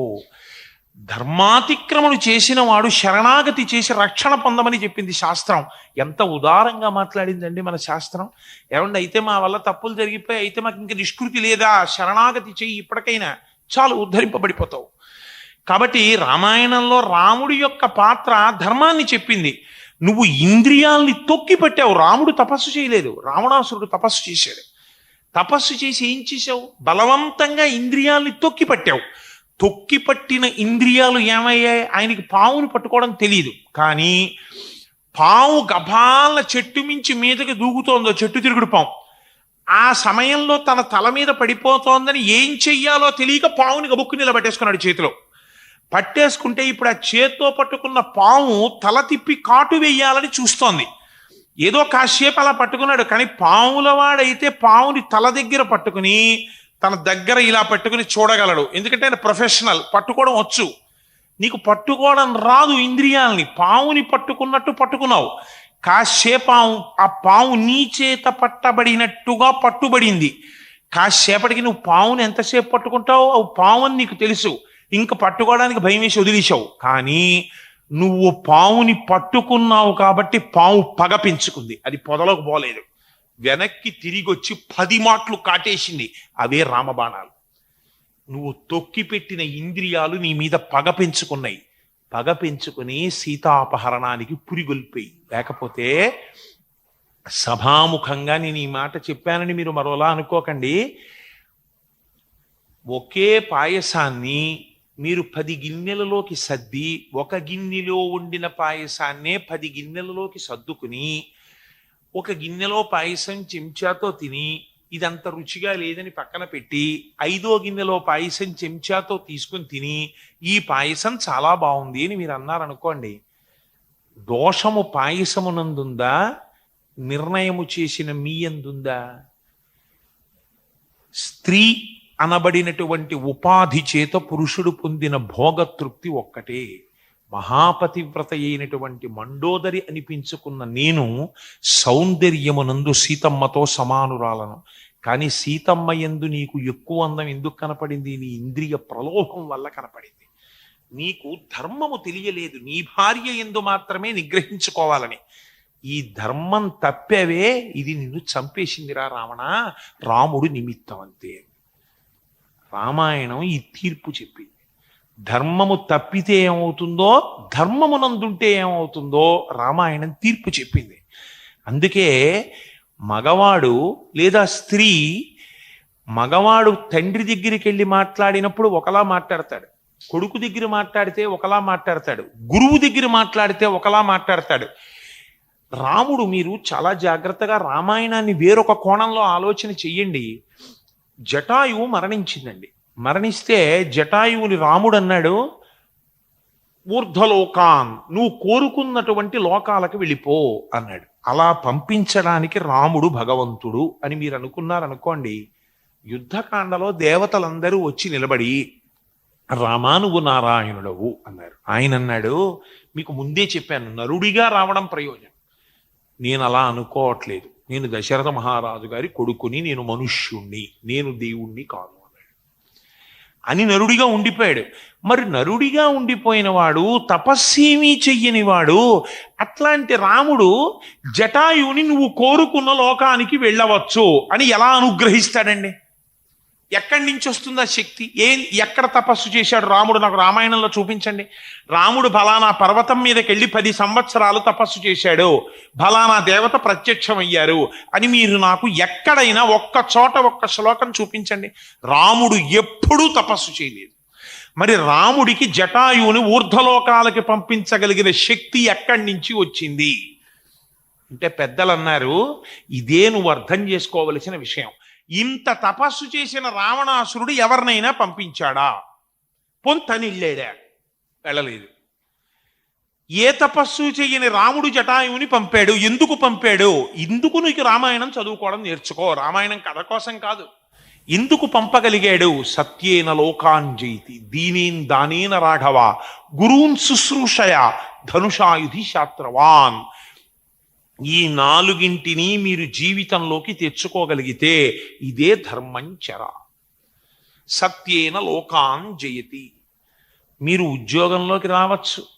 ఇవాళ అయిపోతుంది, రేపు పొద్దున్న మీరు ఎన్ఎఫ్సిఎల్లో మీ ప్లాంట్లోకి మీరు వెళ్ళిపోతారు. ఆఫీస్ సెక్షన్లో ఉన్న వాళ్ళ ఆఫీస్ సెక్షన్లోకి వెళ్ళిపోతారు. మేనేజర్స్ వాళ్ళ ఛాంబర్స్లోకి వెళ్ళిపోతారు. నేను food corporation of India district ఆఫీస్కి వెళ్ళిపోతాను. అక్కడికి వెళ్ళిపోయిన తర్వాత మీ అందరూ ఏమండి నిన్న మీరు చెప్పిన రామాయణంలో ఫలానా విషయంలో మేము అనుమానం వచ్చింది, కొంచెం అడగాలని వచ్చామని అందరూ మీరు కార్లు వేసుకుని వచ్చారనుకోండి మా ఆఫీస్కి. ఉత్తర క్షణం అయ్యా మనం తప్పకుండా చెప్పుకుందామండి అని చెప్పి మిమ్మల్ని అందరినీ నేను మా ఆఫీస్లో కూర్చోపెట్టి ప్రవచనం చేస్తున్నాను అనుకోండి. అప్పుడు మా ఏరియా మేనేజర్ ఛాంబర్లోంచి వచ్చి, కోటేశ్వరరావు నీకు బుద్ధి ఉందా లేదా అంటాడు. ఇవాళ నేను ఇక్కడ కూర్చుంటే పూలదండలా, రేపు నేను ఆఫీస్లో మీకు రామాయణం చెప్తే మా ఆఫీసర్ గారేమో నీకు బుద్ధి ఉందా లేదా అని అడుగుతాడా? నేను ఇక్కడ రామాయణం చెప్తున్నానంటే మా ఆఫీసర్ గారు కూడా వచ్చి కూర్చుంటారు. ఇవాళ ఇక్కడ కూర్చున్న ఆఫీసర్ రేపు నన్ను బుద్ధి ఉందా లేదా అని అడగడమా? ఏమిటండి తేడా? అంటే ఒక ధర్మం ఒకటి ఉంది. ఇప్పుడు నువ్వు రామాయణం చెప్పాలి, రేపు ఆఫీసులో నీ ఉద్యోగం చేసుకోవాలి. అక్కడ నువ్వు భృత్యుడివి, కింకరుడివి, నువ్వు ఒక సేవకుడివి. అక్కడ నీ ధర్మాన్ని నువ్వు నిర్వర్తించాలి. ఇప్పుడు నువ్వు ప్రవచనం చేస్తున్నటువంటి పౌరాణికుడివి, నువ్వు సత్యమే మాట్లాడాలి, ధర్మమే మాట్లాడాలి. తప్పించి ఇప్పుడు హల్వా ఎలా చేస్తారు, లేకపోతే ఎన్ఎఫ్సిఎల్ లాంటి ఇంకొక ఫర్టిలైజర్ ఫ్యాక్టరీ ఎక్కడుంది, దానికి దీనికి పొల్యూషన్ కంట్రోల్లో డిఫరెన్సెస్ ఏంటి, ఇది నేను మాట్లాడాను అనుకోండి, ఇవి నీకెందుకయ్యా మాకు తెలీదా అని అడుగుతారు మీరు. కాబట్టి ఎక్కడ ఏది మాట్లాడాలో అది మాట్లాడాలి, ఎక్కడ ఏది చెయ్యాలో అది చెయ్యాలి. అదే ధర్మం అంటే. శాస్త్ర విరుద్ధము లోక విరుద్ధము కానిది ధర్మము. ఈ ధర్మం రాముడు చేశాడు. సత్యేన లోకాంజయతి, సత్యము చేత లోకమును గెలిచాడు. ఇది చాలా పెద్ద మాట అండి. ఇదే వారిందాక అన్న నిష్కామ కర్మ. సత్యముతో లోకాన్ని జయించడం అంటే ఏమిటో తెలుసా అండి? పైకి you should accept the difference, లోపల you should also accept that everything is one. ఇది సత్యాన్ని గెలవడం అంటే. ఇది చాలా కష్టం ప్రాక్టీస్లోకి రావడం. అంటే మీకు నేను ఒక ఉదాహరణ చెప్తాను. ఒకసారి రామకృష్ణ పరమహంస శిష్యులందరినీ కూర్చోబెట్టి ఒక మాట చెప్పారు. ఏనుగు రూపంలో ఉన్న నారాయణుడే, పండితుడి రూపంలో ఉన్న నారాయణుడే, పిల్లి రూపంలో ఉన్న నారాయణుడే, కుక్క రూపంలో ఉన్న నారాయణుడే, అంతర్బహిష్యత సర్వం వ్యాప్య నారాయణ స్థిత, ఇంకొకటి లేదు, అంతా నారాయణుడే ఉన్నాడు అన్నారు. అంటే విన్న శిష్యుడు ఏం చేశాడంటే, అంతటా నారాయణుడు ఉన్నాడు, నారాయణుడు రక్షకుడు, సో నేను ఎందుకు భయపడ్డాం అని ఏనుగు ఒకటి వస్తుంటే ఏనుగు రూపంలో ఉన్న నారాయణుడా అని ఆ ఏనుగుకి ఎదురెళ్ళాడు. పెడుతుంటే పైన కూర్చున్న మామటివాడు, ఓరి బుద్ధిహీనుడా, అది ఏనుగు నిన్ను విసిరేస్తుంది, పక్కకి తప్పుకో అన్నాడు. నిన్న మా గురువు గారు చెప్పారు, ఏనుగు రూపంలో ఉన్నది నారాయణుడే, నన్ను ఎందుకు విసిరేస్తాడు అని ఆ ఏనుక్కి ఎదురుగుండా దగ్గరికి వెళ్ళాడు. అది తొండంతో చుట్టి చెరుక్కరని విసిరినట్టు విసిరకలు వారేసి కాళ్ళు చేతులు విరిగిపోయాక ఆశ్రమానికి తీసుకొచ్చారు. రామకృష్ణ పరమహంస చూడ్డానికి వెళ్ళారు. ఏమిరా ఎందుకు అలా ఎదురెళ్ళావు ఏనుక్కు అన్నారు. ఏనుగు రూపంలో ఉన్నది నారాయణుడే కదా అన్నాడు. నిన్ననే కదా మీరు చెప్పారు, నేను ఎదురెళ్ళాను, నారాయణుడిని భిన్నం చేయడు కదా, అందుకని వెళ్ళాను, నన్ను ఏనుగు విసిరేసింది అన్నాడు. ఆయన అన్నారు, మరి మామటి రూపంలో ఉన్న నారాయణుడు పక్క వెళ్ళమన్నాడు కదా, అది నీకు వినపడలేదురా అన్నారు. సో ఇది ఒక అయోమయ స్థితి. సత్యేన లోకాంజయతి అంటే దాన్ని సరిగ్గా ప్రాక్టీస్లో పెట్టుకోవడం నేర్చుకోవాలి. కానీ మీ ధర్మం మీరు విడిచిపెట్టకూడదండి, అది చాలా కష్టం. సత్యమును ధర్మమును కలగలపడానికి పాళ్ళు తెలియాలి. చిచ్చుబుడ్డి చేసేటటువంటి వాడికి సూర్యకారాన్ని పటాసుని సరిగ్గా నూరడం నేర్చుకోవాలి, అయితే చిట్టుబుడ్లు పేలిపోతాయి. పైకి రవ్వలు రావు. అందుకని సత్యమును ధర్మమును కలపడాన్ని శాస్త్రము తెలుసున్న వారి దగ్గర శ్రవణము చేయగా చేయగా అభ్యాసమునకు వస్తుంది. అప్పుడు మీరు దేన్ని గెలుస్తారు? అలా చేస్తే లోకాన్ని గెలుస్తారు. ఎలా గెలుస్తారు? మీకు నేను ఉదాహరణ చెప్తాను, మీరు అప్పుడు దాన్ని చాలా తొందరగా పట్టేసుకోగలుగుతారు. లేకపోతే నేను ఇప్పుడు దీని గురించి 10 రోజులు ప్రవచనాలు చేయలేను కదా. సత్యేన లోకాన్ జయతి. నేను ఉదయం నిద్ర లేవగానే ఏదో స్నానం చేసి అనుష్ఠానం చేసుకుని కిందకి దిగాను అనుకోండి. కిందకి దిగితే మా వాచ్మెన్ అక్కడ కనపడతాడు. ఉదాహరణకి పాపము క్షమించుగాక, నా స్కూటర్కి అటువంటి ప్రమాదము రాకుండుగాక. ఒక ఉదాహరణకి చెప్తున్నాను. నా స్కూటర్ సీట్ ఎవరో కోసేశారనుకోండి. కోసేస్తే నేను అప్పటి వరకు ఏం చెప్పాను పూజా మందిరంలో? అంతర్బహిష్య తత్సర్వం వ్యాప్య నారాయణ స్థిత, అంతటా శ్రీమన్నారాయణుడే ఉన్నాడు అని కదా మంత్రపుష్పం చెప్పి కిందకి దిగాను. స్కూటర్ సీటు కోసేస్తే అది చూడగానే నాకేమనిపిస్తుంది? అరే ఎవర్రా సీటు కోసేశారు నిష్కారణంగా అనిపించి ఎవరిని అడుగుతాను? ఎదురింటి వాళ్ళని పిలిచి అయ్యా నా స్కూటర్ సీట్ ఎవరు కోసారండి అని అడిగితే, అంటే నీకు నా మీద అనుమానం అని గొడవకు వస్తాడు. కాబట్టి నేను ఎవరిని అడగాలి? వాచ్మెన్ అడగాలి. Is meant for that. అందుకని వాచ్మెన్ని పిలుస్తాను. ఏమయ్యా స్కూటర్ సీట్ ఎవరు కోసేశారు అంటాను. అయ్యో అయ్యగారు స్కూటర్ సీట్ కోసేశారా, నాకు తెలియదండి అన్నాడు అనుకోండి. అయ్యయ్యో నీకు తెలియదా నాయన, అజ్ఞానము మన్నింపబడుగాక, తెలియని వాడి నీ ఎందు దోషం ఎలా ఆరోపిస్తాను? కాబట్టి ఇది నా ప్రారబ్ధ కర్మము అని మీరు వెళ్ళిపోయారనుకోండి, రేపు ఇంకోటి కోసేస్తాడు. కాబట్టి మీరు ఏమంటారు వెంటనే? ఏమయ్యా నువ్వు బుద్ధి ఉందా? అన్నం తింటున్నావు, గడ్డి తింటున్నావు, వాచ్మెన్ ఎందుకు? స్కూటర్ సీటు కోసేస్తే నేను వచ్చి చూసి స్కూటర్ సీటు కోసేశారని చెప్పేంత వరకు నీకు తెలీదా? నువ్వు వాచ్మెన్వా? స్కూటర్ సీటు కొత్తది వేయించి దీనికి ఎంత అయిందో అంతా మీటింగ్లో పెట్టి, ఓనర్స్ మీటింగ్లో నీ జీతంలో తీయించేస్తానంట. ఎందుకంటానా మాట? ఇప్పుడు మరి నారాయణ తత్వం ఎక్కడ చూశాను నేను లోకంలో? మరి నేను చెప్పిన మంత్రపుష్పం ఏమిటి, నేను వాచ్మెన్తో ఆడిన తగువి ఏమిటి? రెండూ పరస్పర భిన్నం అయిపోలేదు. నారాయణుణ్ణి చూస్తే నేను వాచ్మెన్కి కూడా నమస్కారం చేసుకుని వెళ్ళిపోవాలి, పోతే పోయిందని. మరి నేను దెబ్బలాడుతున్నాను అంటే నారాయణుడితో నేను దెబ్బలాడుతున్నట్లే కదా. అప్పుడు నేను నేను నేర్చుకున్న విషయాన్ని అనుష్ఠానంలోకి తెచ్చాను అంటే మీరిక్కడ సత్యమును అంగీకరిస్తారు. ఏమనో తెలుసా అండి? ఆయనలో ఉన్నవాడు నారాయణుడి. ఇప్పుడు నారాయణుడు ఏ ఫలితాన్ని ఇచ్చాడంటే, నేను ఏదో జన్మలో ఎవరిదో స్కూటర్ అక్కడ పెట్టుకుని లోపలికి వెడితే 80 కేజీల బరువున్న మనిషిని ఆలోచించకుండా స్కూటర్ ఎక్కి కూర్చున్న పాపానికి ఆ స్కూటర్ సీటు విరిగిపోయింది. కామ్గా లేచి వెళ్ళిపోతే అసలు యజమాని వచ్చి పాప ఆ స్కూటర్ ఎక్కితే విరిగిపోయింది సీటు, ఎవడో దిక్కుమాలినాడు ఎక్కి కూర్చున్నాడని ఆయన ఏడుస్తూ మళ్ళీ ఆ సీటు బాగు చేయించుకున్నాడు. ఆ పాపమును నారాయణుడు ఈ జన్మలో స్కూటర్ కోత రూపములో నాకు అనుగ్రహించాడు. సో ఇది నా పాప ఫలితమే. లోపల యాక్సెప్ట్ చేస్తారు. మీ ధర్మం ఒకటి ఉన్నది. ఇప్పుడు ఈ ధర్మం ఏమిటి? వేరొకసారి ఇలా జరగకుండా చూడడం కూడా మీ ధర్మం. ఆ అపార్ట్మెంట్లో మీరు ఒక డ్వెల్లర్గా ఉంటున్నవాడిగా. కాబట్టి మీరు ఏం చేయాలి? వాచ్మెన్ని ఏమయ్యా నీ జీతం కోసేస్తానన్నాడు. లోపల నారాయణ నువ్వు నన్ను అనుగ్రహించావు, పైకి అబ్బాయి ఇంకొక సీటు ఎందుకు కోశారు, నీ జీతం కోసేస్తాను. వాడు మీ చుట్టూ 4-5 మాటలు తిరిగిన తర్వాత మీకు కోసేసే ఉద్దేశ్యం లేదు. అప్పుడు అంటారు, ఈ ఒక్కసారికి మొదటి తప్పుగా వదిలేస్తున్నాను. ఈశ్వర, నా చేత ఇటువంటి తప్పులు జరిగి వేరొకసారి నా స్కూటర్ సీటు కోయబడేటటువంటి ప్రారంధము నాకు కలుగకుండుగాక లోపలంటారు. పైకేమంటారు? ఇంకొకసారి నా స్కూటర్ సీటు కోసేస్తే మాత్రం మొత్తం సీటు కాస్ట్ పుచ్చుకుంటాను నీ దగ్గర. ఈసారికి వదిలేశాను, పో ఈశ్వర, నన్ను కూడా అలాగే విడిచిపెట్టు అని లోపలంటారు. ఇప్పుడు ఏమైంది? సత్యధర్మములను సమన్వయం చేశారు. మీరు కోపాన్ని తెచ్చిపెట్టుకున్నారంతే, కోపమునకు మీరు వశులు కాలేదు. ఇది చాలా కష్టం అండి. మీరు కోపమునకు వశులైపోయారనుకోండి, నోటి వెంట అనరాని మాటలు వస్తాయి, చిందులేసేస్తారు. మీరు తీయక్కర్లేదు. ఇలాంటి దిక్కుమాలినాడి దగ్గర పనిచేయడం కన్నా 4 ఇళ్ల ముందు అడుక్కు తింటానని వాచ్మెన్ వెళ్ళిపోతాడు. అలా వాడు వెళ్ళిపోయాడు అనుకోండి, ఇప్పుడు కొత్త పాపం ఒకటి వస్తుంది. మీ స్కూటర్ సీటు కోయబడినటువంటి పాపానికి ఉన్నవాడి ఉద్యోగం ఓడగొట్టినటువంటి పాపం. ఇంత చిన్న పాపానికి అంత పెద్ద ఫలితానికి మీరు కారకులైనందుకు ఇదో కొత్త పాపం వచ్చి ఖాతాలో పడిపోతుంది. అప్పుడు నిగ్రహం కావాలి. ఈ నిగ్రహానుగ్రహ సమర్థత తెలియడానికి ధర్మం కావాలి. ఈ ధర్మాన్ని ఈశ్వరుడితో కలుపుకోవడానికి సత్యం కావాలి. ఈ సత్యాన్ని ధర్మాన్ని కలుపుకుంటూ ప్రతి సంఘటనలోనూ వెళ్ళడానికి లోపల గురువుల చేత శ్రవణము కావాలి.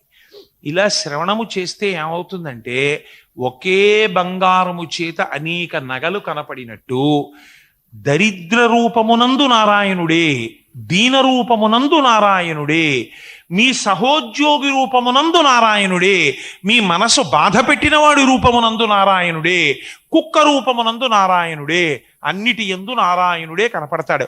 కనపడగా కనపడగా కనపడగా కనపడగా ఒకనాటికి మీ ప్రయత్నం ఆగిపోతుంది.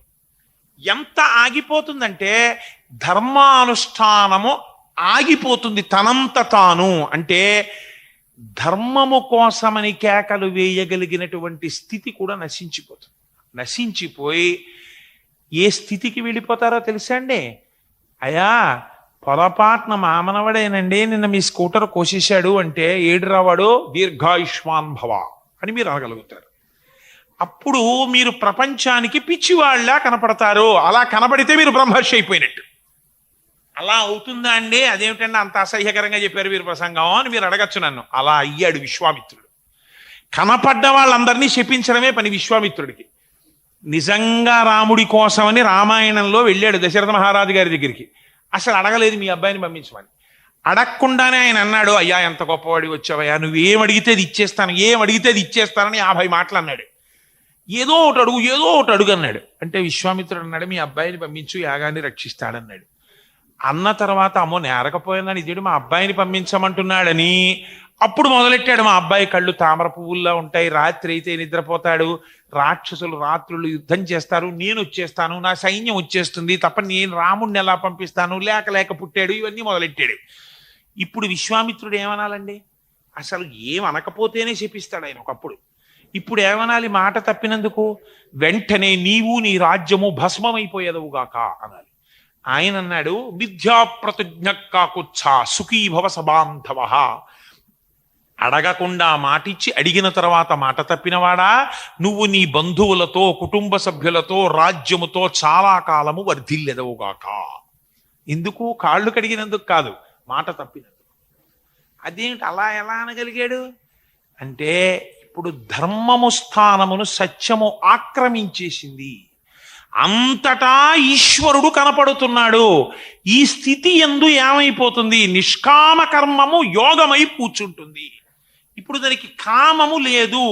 తెచ్చి పెట్టుకునే ప్రయత్నం నువ్వు చెయ్యకు, ప్రారంభం చెయ్యంతే. అంటే నిష్కామకర్మ అనగానేమి, నిష్కామకర్మ అనగానేమి అని రమణ మహర్షిని అడిగారు ఒక ఆయన. ఆయన ఏమీ మాట్లాడలేదు. అయ్యా చెప్పరా నిష్కామకర్మ అంటే ఏమిటో, నిష్కామకర్మ అంటే ఏమిటో అన్నారు. ఇలా చూసి నవ్వి అన్నారు. అంటే ఓహో చెప్తారులా ఉందని ఆయన వెంట బయలుదేరాడు. ఆయన అరుణాచలం కొండలోకి వెళ్ళి ఓ కత్తెట్టుకుని ఓ ముళ్ళకంప ఒకదాన్ని శుభ్రంగా కొట్టేసి మధ్యలో ఉన్న ఒక ముళ్ళ కర్రను ఒకదాన్ని జాగ్రత్తగా నరికారు. 8 అవుతోంది, 9 అవుతోంది టైం, నోరు విప్పడు చెప్పడు ముళ్ళకంప కొట్టుకుంటున్నారు ఆయన. సరే అయ్యా నిష్కామకర్మ కోసమనే పొద్దున్నుంచి నించున్నానండి, ఇందాక ఇలా అన్నారు చెప్తారనమాట. ఇప్పుడు అయిపోతుందేమో, కంప కొట్టేస్తే చెప్తారేమో అనుకున్నాడు. కంప కొట్టేసి అది తన భుజం మీద పెట్టుకుని ఆ ముళ్ళు కొంచెం గుచ్చుకుంటూ ఉండగా, చిన్న నెత్తురు కారుతూ ఉండగా మళ్ళీ ఆశ్రమానికి తిరిగి వచ్చారు. తిరిగి వచ్చిన తర్వాత ఈయన మళ్ళీ వచ్చిన తర్వాత అన్నాడు, అయ్యా నిష్కామకర్మ గురించి చెప్తానన్నారండి నేను అన్నారు. అంటే ఏంటి చెప్తానంటాడు? ముళ్ళకర్ర కొట్టాడు, ఇక్కడికి తెచ్చాడు, మళ్ళీ చెప్తానంటాడు. మళ్ళీ కూర్చున్నాడు. కూర్చుంటే శుభ్రంగా దాన్ని అంతా ముళ్ళంతా చెక్కేశారు, దానికి ఉన్న తోలంతా ఒలిచేశారు, చక్కగా ఆ చివర ఈ చివర కట్ చేశారు. ఇప్పుడు అది మెరిసిపోతూ మంచి హ్యాండ్ స్టిక్ కింద తయారైంది. ఆయన ఏం మాట్లాడరు, అతనికి చూపించి అన్నారు చాలా బాగుందండి అన్నాడు. ఆయన ఇలాగే సైగ చేశాడు. చేసిన తర్వాత అలా ఓ ముష్టివాడు వెళ్ళిపోతున్నాడు. ఇలా అన్నారు రమణ మహర్షి. ఆయన వచ్చాడు, తీసుకొని ఇచ్చేశాడు. అతను పట్టుకుని, అబ్బా చాలా బాగుందండి చేతికర్ర, కుక్కల్ని తోలుకోవడానికి ఒక కర్ర ఉంటే బాగుండు అనుకుంటున్నాను, భగవాన్ భలే ఇచ్చారండి అని సంతోషంగా వెళ్ళిపోయాడు. ఈయన అన్నారు, అదే నిష్కామకర్మ అంటే. ఇంక అర్థమైందా? వెళ్ళన్నారు. ఏమిటి నిష్కామకర్మ? దేనికి వెళ్ళావు ముళ్ళకంప దగ్గరికి? కోరికేం లేదు. ఎందుకు కొట్టావు కర్ర? ఆ ముష్టివాడికి ఇద్దామని కాదు. ఎందుకు చెక్కావు కర్ర? తెలియదు. చెక్కి ఏం చేసావు? ఓ ముష్టివాడికి ఇచ్చేసావు. ఇచ్చేసి ఏం పొందావు ఏమో తెలియదు. ఇది నిష్కామకర్మ అంటే. అందుకే నిష్కామకర్మ యోగము, నిష్కామకర్మ బ్రహ్మము వైపుకి తీసుకెళ్ళిపోతుంది.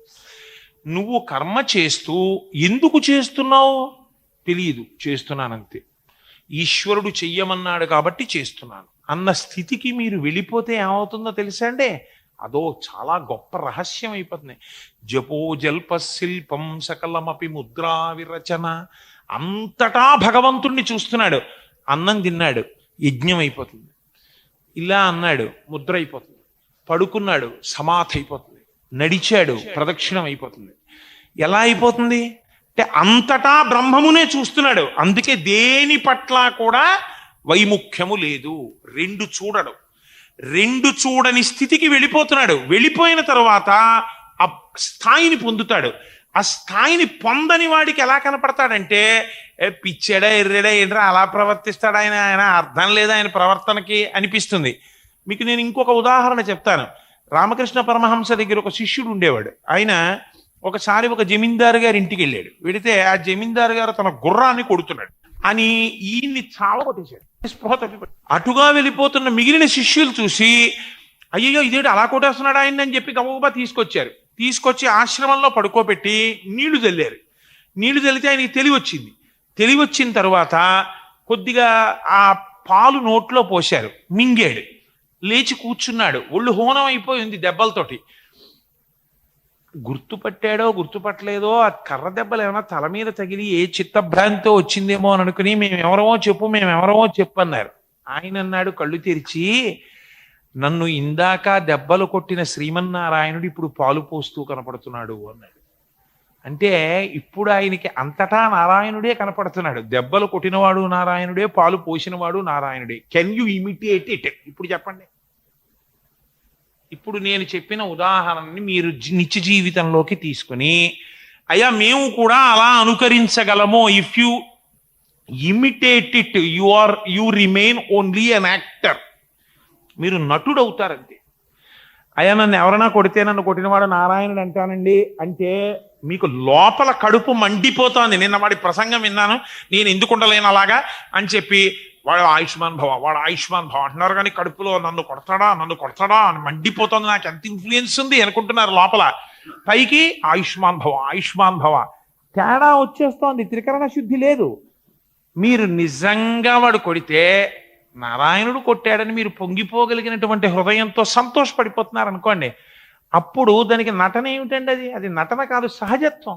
ఈ సహజత్వాన్ని రీచ్ అయిపోయారు అనుకోండి, మీరు సత్యేన లోకాన్ని జయతి.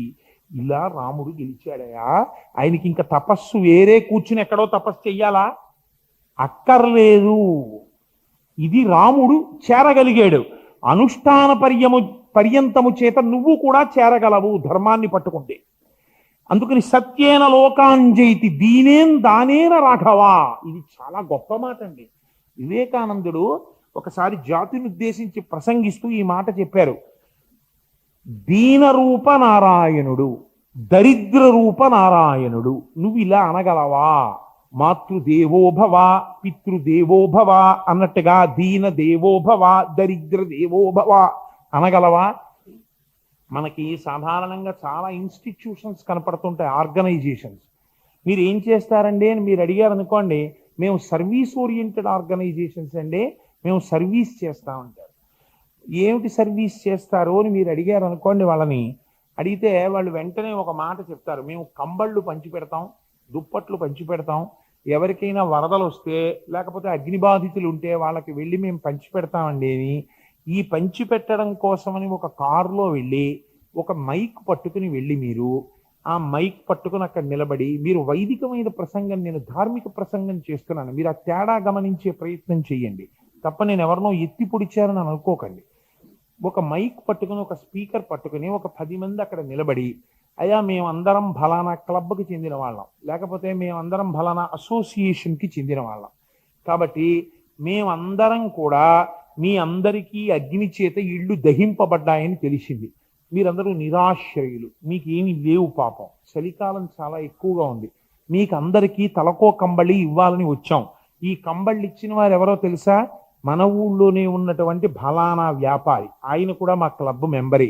ఆయన ఇచ్చినటువంటి దుప్పట్లన్నిటి మీద ఈ పేరు రాశాం పెయింట్ తోటి, ఈ దుప్పట్లు మీరు రాత్రుళ్ళు కప్పుకు పడుకోండి అని ఒక ఫోటోగ్రాఫర్ని కూడా మీరే తీసుకొచ్చి, ఒక వీడియోగ్రాఫర్ని కూడా మీరే తెచ్చేసుకుని, మీరు ఆ దుప్పట్లు వంతుల వారీగా ఒక్కొక్కళ్ళు 30 దుప్పట్ల చొప్పున ఇచ్చి, మీరు వీడియో తీయించుకుని న్యూస్లో దాన్ని ఫోటోలు తీయించుకుని, ఫోటోలు ఆల్బంలో పెట్టుకుని, వీడియోని సిటీ కేబుల్లో న్యూస్లో టెలికాస్ట్ చేయించుకుని చేశారనుకోండి, అది అధర్మము అని మీరు అనగలరా? మీరు అనగలరా దాన్ని అధర్మం అని? అది అధర్మము కాదు, ధర్మమే. ఆయన సేవయే చేశాడు.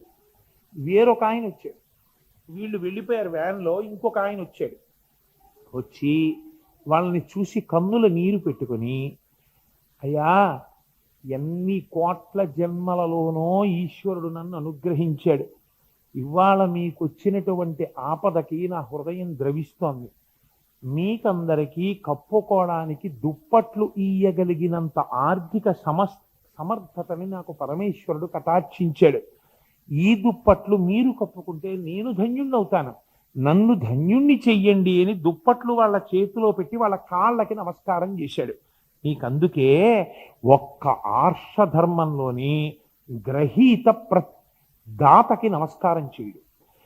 ఎవరు పుచ్చుకుంటున్నారో వారా నమస్కారం చేయాల్సింది, ఇచ్చిన వాడు పుచ్చుకున్న వాడికి నమస్కారం చేస్తారా? ఎంత అసందర్భం మీరు చూడండి. అది ఎవరో ఒక ఆయన ఉన్నాడండి, ఆయనకి మీరు పంచల్సా పెట్టారు, ఆయన ఏం చేయాలి? పంచల్సా పట్టుకుని, అయ్యా నాకు పంచల్సా పెట్టారు చాలా సంతోషం అండి అని అవతల ఆయనకి నమస్కారం చేయాలి. కానీ మనం ఏం చేస్తున్నాం? నమమా అని దానం చేసి, ఎవరు దానం చేశాడో వాడు పుచ్చుకున్న వాడికి నమస్కారం చేస్తున్నాడు. అదేంటంటే అది అసందర్భం కాదు, అలా ఎలా చేస్తారు మీరు? ఈయనేం చేస్తున్నాడు? దుప్పటి ఇచ్చి, అయ్యా నువ్వు కప్పుకుని నన్ను ధన్యుణ్ణి చేస్తున్నావు అని అవతల ఆయన కాళ్ళకి నమస్కారాలు పెట్టాడు. నమస్కారాలు పెట్టి వెళ్ళలేక వాళ్ళ వంక చూస్తూ బాధపడుతూ ఇంటికి వెళ్ళిపోయాడు. ఇప్పుడు వీళ్ళిద్దరిలో ఎవరు నిజంగా వైదికమైన సేవ చేసినవాడు? ఇద్దరూ దుప్పట్లే పంచిపెట్టారు. ఫిజికల్ యాక్షన్ లో ఇద్దరు ఒక షాప్ లోనే కొన్నారు, ఇద్దరు ఈక్వల్ వాల్యూడ్ దుప్పటీలు, ఇద్దరూ ఆ దుప్పట్లే తీసుకొచ్చి పంచిపెట్టారు.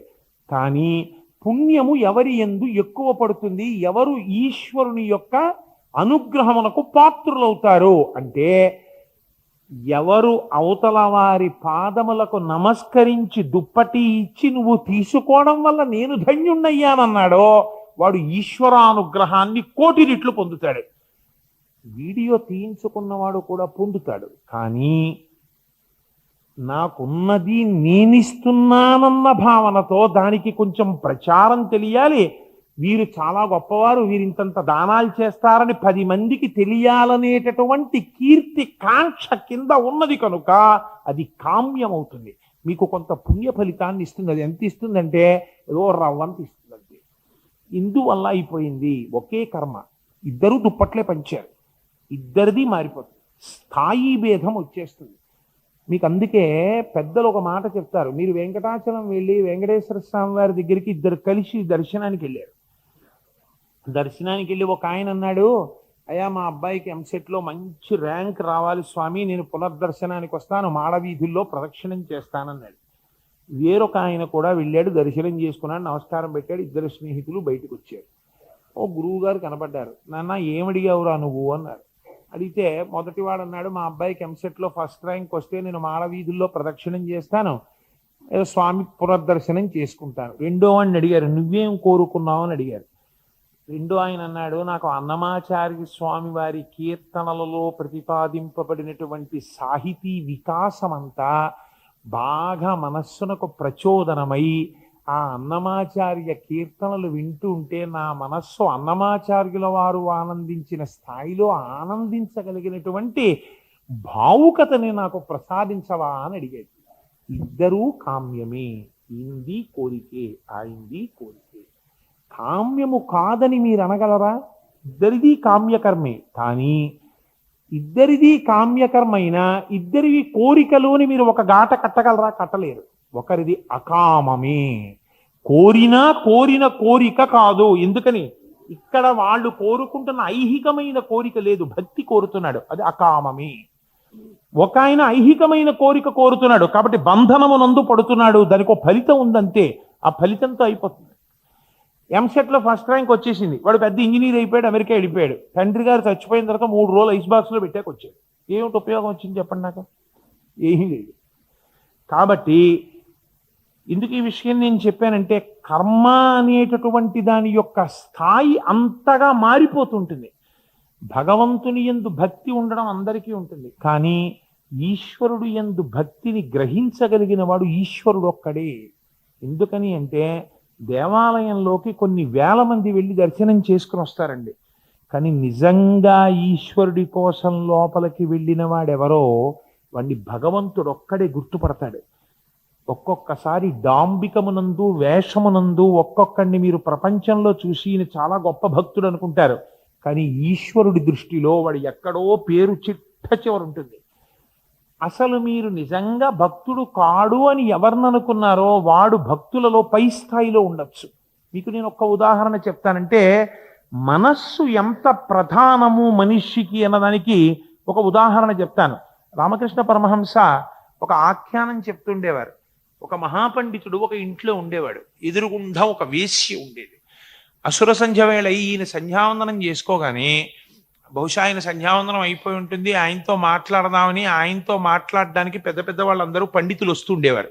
ఈయన తలుపు తీసి వేశ్యాగృహం వంక చూసేవాడు. ఈ వేశ్య ఇంటికి ఐశ్వర్యవంతులైన విటులు వస్తుండేవారు. ఆహా, చీకటి పడుతోంది, దిక్కుమాలింది, ఐశ్వర్యవంతుల్ని లాగేసింది, ఇవాళ ఎంత సంపాదించేస్తుందో, ఆయన మెళ్ళో బంగారం గొలుసు కొట్టేస్తుందో, ఆయన సింహతలాటం కొట్టేస్తుందో, ఆయన బంగారు కంకణం కొట్టేస్తుందో అని ఈయన ఆలోచిస్తుండేవాడు. ఆవిడ అనుకునేది, మహానుభావుడు సంధ్యావందనం చేసుకుని విభూతి పెట్టుకుని బొట్టు పెట్టుకుని బయటికి వచ్చాడు, ఇప్పుడు పండితులతో రామాయణం గురించి భాగవతం గురించి మాట్లాడతాడు, రాత్రి 10 వరకు ఆ రామాయణ భాగవతాల గురించి మాట్లాడి ఆఖరణ స్వామికి పునర్నైవేద్యం పెట్టుకుని ఏకాంత సేవ చేసి ఇంత పలహారం తిని భగవంతుని ఎందే మనస్సు రమిస్తుండగా నిద్రపోతుంటాడు. ఎంత అదృష్టవంతుడు ఆయన. నేను ఉన్నాను ఎందుకు? తుచ్చమైన శరీరాన్ని భోగం కోసం విటులకు అప్పజెప్పి డబ్బు తింటున్నాను, నా బ్రతుకొక బ్రతుకా అని పరివేదన చెందుతూ బ్రాహ్మణుడి గురించి ఆలోచించాలి. బ్రాహ్మణుడు వేశ్య పొందుతున్న శరీర సుఖం గురించి ఆలోచిస్తుండేవాడు. హఠాత్తుగా అనుకోకుండా ఇద్దరూ ఒక్కసారి చచ్చిపోయారు. చచ్చిపోతే యమధర్మరాజు గారి భటులేమో బ్రాహ్మణుడి ఇంటికి వచ్చారు. శ్రీ మహావిష్ణువు దూతలు వేశ్య ఇంటికి వెళ్ళారు.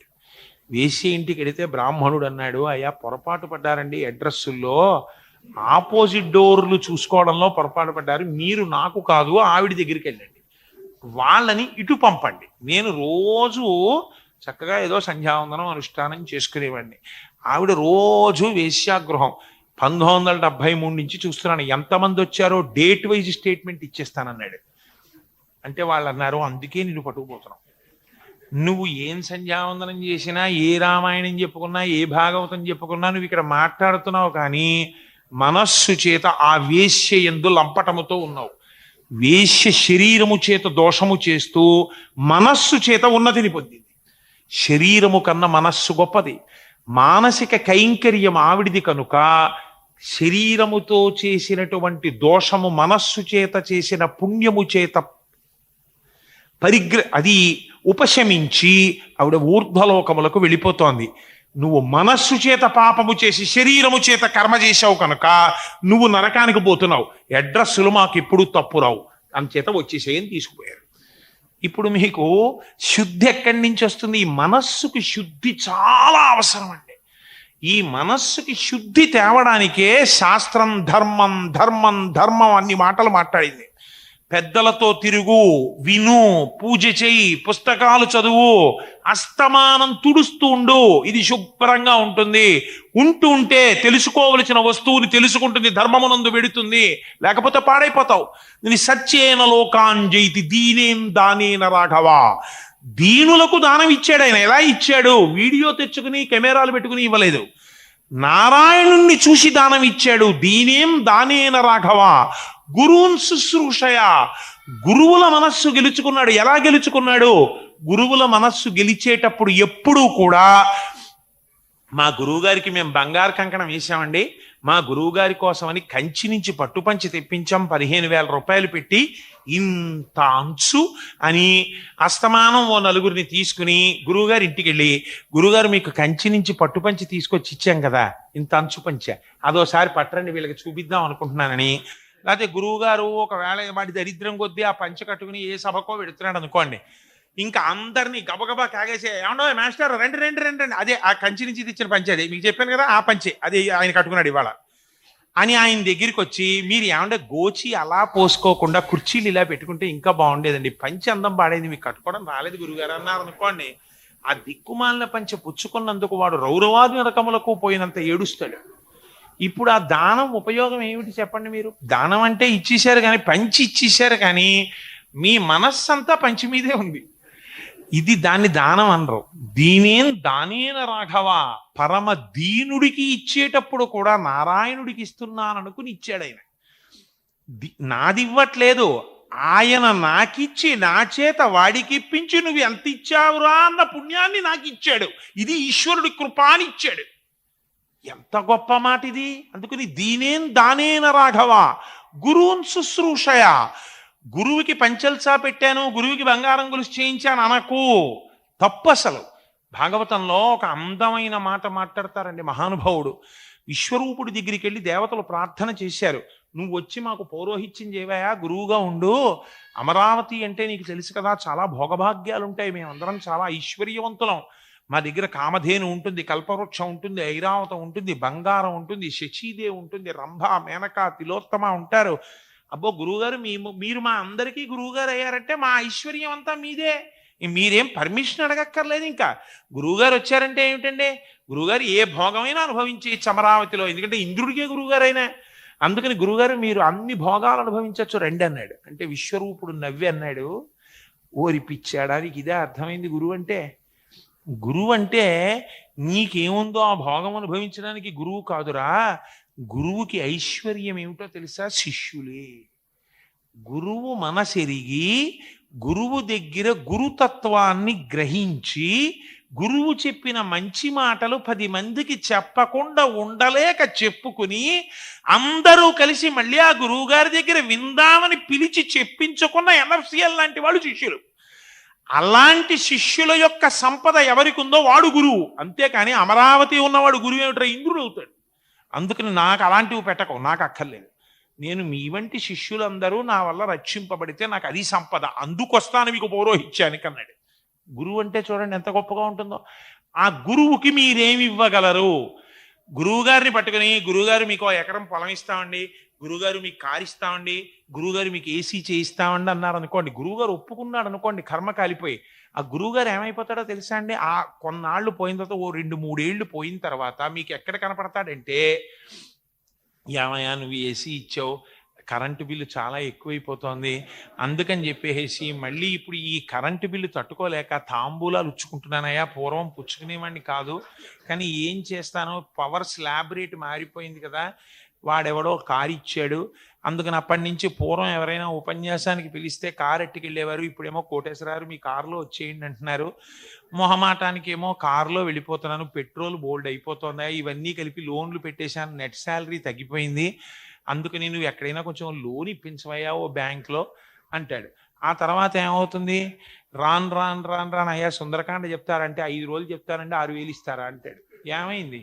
భోగము భ్రష్టత్వమునకు దారి తీసేసింది. కాబట్టి భోగమా యోగమా, గురువుకి ఏది ఉండాలి? గురువు యోగమునందే నిలబడిపోవాలి. గురువు బాహ్య భోగముల యొక్క లంపటమునందు ఇరుక్కోకూడదు. అలా ఇరుక్కోకుండా ఉండే గురువు దేనికి లొంగుతాడు? ఆ గురువుకి నువ్వేమైనా ఇస్తే కదా ఆయన పుచ్చుకోవడానికి. అలా పుచ్చుకుంటే గురువు అవడవు, బరువు అయిపోతాడు. అందుకని గురువుగారు సెల్ ఫోన్లు వాడుకోవడం, గురువుగారు మంచి కాస్ట్లీ కుటీరాలు కట్టుకోవడం, గురువుగారికి మంచి మంచి ఎయిర్ కండిషన్డ్ కార్లు ఉండడం, గురువుగారేమో 15,000 రూపాయల కాషాయం బట్టలు కట్టుకున్నాడంటే గురువుగారు పతనం అయిపోతున్నాడు. అలా చెయ్యకూడదు. గురువు చుట్టూ చేరిన వాళ్ళు గురువుని గురువుగా ఉంచాలి వాళ్ళు కూడా, లేకపోతే ఆ గురువు పాడైపోతాడు నిష్కారణంగా. గురువుని పాడు చేసిన పాపం శిష్యులదే. ఇప్పుడు ఏమైపోతుంది, ఆ గురువు బరువు అయిపోతాడు. కొన్నాళ్ళకి దక్షిణామూర్తి స్తోత్రం మర్చిపోతాడు, రామాయణం మర్చిపోతాడు, భాగవతం మర్చిపోతాడు. ఏం గుర్తుంటుంది? ఈ సెల్ ఫోన్ నెంబరు, శిష్యుల సెల్ ఫోన్ నెంబర్లు గుర్తుంటాయి. సెల్ ఫోన్కి కార్డ్ ఎప్పుడు ఛార్జ్ చేయించాలో ఆయన కూడా ఏం మాట్లాడతాడంటే, ఏమైనా టాటా వాళ్ళు అయితే లైఫ్ టైం ఫ్రీ ఇస్తున్నట్టు కదా అంటాడు. ఎందుకంటే నువ్వు సెల్ ఫోన్ ఇచ్చావు. గురువుగారికి విశ్వం దర్పణ దృశ్యమాననగరి తుల్యం నిజాంతర్గతం గుర్తుండట్లేదు, టాటా ఇండికామ్ కార్డు గుర్తుంటుంది. ఎంత ప్రమాదం చూడండి. చంద్రశేఖర పరమాచార్యుల స్వామి వారికి 70 సంవత్సరాల వయస్సులో న్యూస్ పేపర్ మీద అడ్వర్టైజ్మెంట్ల మీద తెల్ల కాగితం అంటించి లోపలికి పంపించేవారు ఆయన చదవడానికి. ధార్మిక విషయాలు ఒకటే చదివేవారు ఆయన.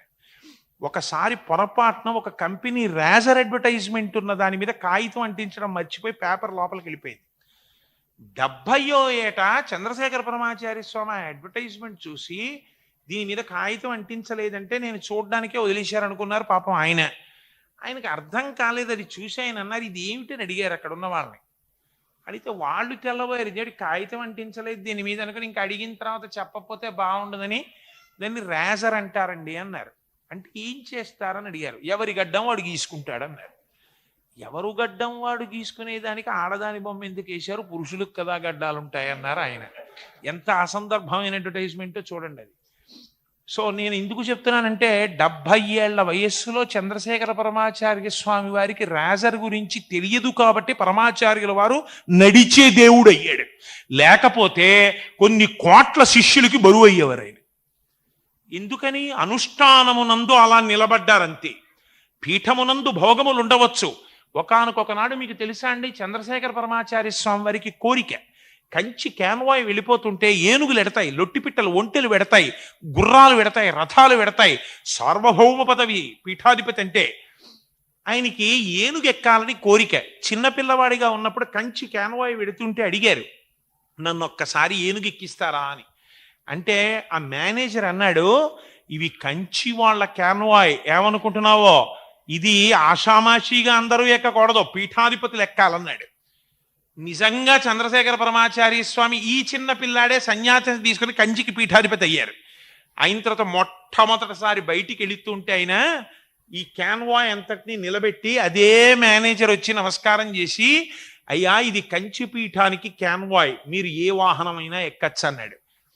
ఆయన అన్నారు, ఇలా సన్యాసం కాషాయ వస్త్రం చూపించి, ఆనాడు ఎక్కడానికి అవకాశం ఉన్న బట్టలు ఉన్నాయి, ఇవాళ వాహనాలు ఎక్కకూడదనేటటువంటి నియమం ఉన్న బట్టలు ఉన్నాయి.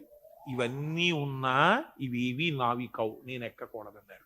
శిష్యులు వహించిన పల్లకి ఎక్కాలి, లేకపోతే పాదచారినై వెళ్ళాలి. అందుకని నేను వాహనం ఎక్కను, నడిచి వెడతానన్నారు. చూడండి ధర్మం ఎంత మారిపోయిందో. బ్రహ్మచారి నుంచి సన్యాసి అయ్యేటప్పటికి ధర్మం మారిపోయిందంతే.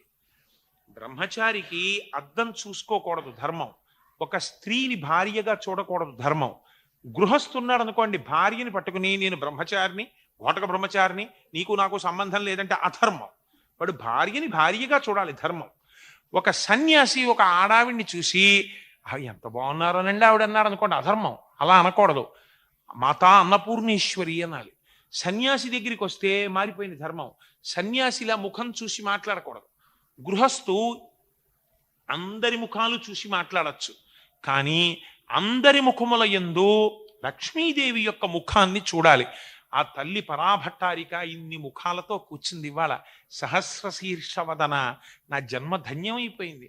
పుష్యమాసంలో కృష్ణపక్షంలో ఇన్ని రూపాలతో మా అమ్మ పార్వతీదేవి నాకు దర్శనమిచ్చింది అనాలి. అలా అని గృహస్థు చూడొచ్చు. సన్యాసి కాళ్ళ వంక మాత్రమే చూడాలి. గృహస్థు చేతిలో పెట్టచ్చు, ఏదైనా ఓ పండు ఆవిడ చేతిలో పెట్టచ్చు. సన్యాసి ఆవిడ ఒడిలో మాత్రమే వెయ్యాలి, ఆవిడ చేతి ఎందు పండు పెట్టకూడదు. ఎంత మారిపోతోంది చూడండి ధర్మం. ఎందుకు ధర్మం మారాలి? తను ఉన్న ప్రయోజనాన్ని నిలబెట్టాలి. ఏకాదశి నాడు ఉపవాసం ధర్మం, ద్వాదశి నాడు అన్నం తినడం ధర్మం. మారిపోయిందా లేదా? ఏకాదశికి ద్వాదశికి ధర్మం. ధర్మం అస్తమానం మారుతుంది, సత్యం ఎప్పుడూ మారదు, అలాగే ఉంటుంది. సత్యం అంటే బ్రహ్మము, బ్రహ్మమును తెలుసుకోవాలి. మారనిది సత్యం, మారేది ధర్మం. మారని సత్యాన్ని పట్టుకుని మారే ధర్మం తిరుగుతుంటుంది. ఇరుసు తిరగదు, చక్రం తిరుగుతుంది. తిరగని ఇరుసుని పట్టుకుని తిరిగే చక్రంతో బండి నడుస్తుంది. సత్యధర్మములను కలుపుకొని నువ్వు జీవితాన్ని పండించుకోవాలి, ఈశ్వరుణ్ణి చేరుకోవాలి. అందుకని నీకు ఈ శకటం వచ్చింది. కాబట్టి గురువుల్ని పట్టుకుని నువ్వు వాళ్ళకి ఐశ్వర్యాలు ఇస్తాననకూడదు. నువ్వేమనాలి? శుశ్రూష. గురువు కనపడితే ఏం చెయ్యాలి అని అడిగింది శాస్త్రం. అయ్యా గురువుగారు మీకు విసర్నా, గురువుగారు మీకు పాద సంవాహనం చెయ్యనా, మీ పాదములు పట్టనా అండి. అయ్యా గురువుగారు, అందుకే ప్రపంచంలో అన్నింటికన్నా ప్రమాదకరమైన శకునమేది అని అడిగారు. ఒంటి బ్రాహ్మణుడు ఎదురు రావడం అన్నారు. ఒంటి బ్రాహ్మణుడు ఎదురు రావడం అంటే నాలాంటివాడు ఎదురొస్తే కాదు. ఒంటి బ్రాహ్మణుడు అంటే ఎవరో తెలుసా అండి? చంద్రశేఖర పరమాచార్య స్వామి లాంటి బ్రహ్మవేత్త. అటువంటి బ్రహ్మజ్ఞాని ఒక్కరే వెళ్ళిపోతున్నారు అనుకోండి, పక్కన ఒక శిష్యుడు కూడా లేడనుకోండి, ఆయన దండకమండలాలు, ఆయన కూర్చునేటటువంటి కృష్ణాజనం ఆయన చంకలోనే పెట్టుకుని నడిచి వెళ్ళిపోతున్నారు అనుకోండి, అటువంటి మహాపురుషుణ్ణి సేవించేటటువంటి శిష్యులు లుప్తమైపోయిన సమాజము, అంటే సమాజము పతనమైపోయిందని గుర్తు.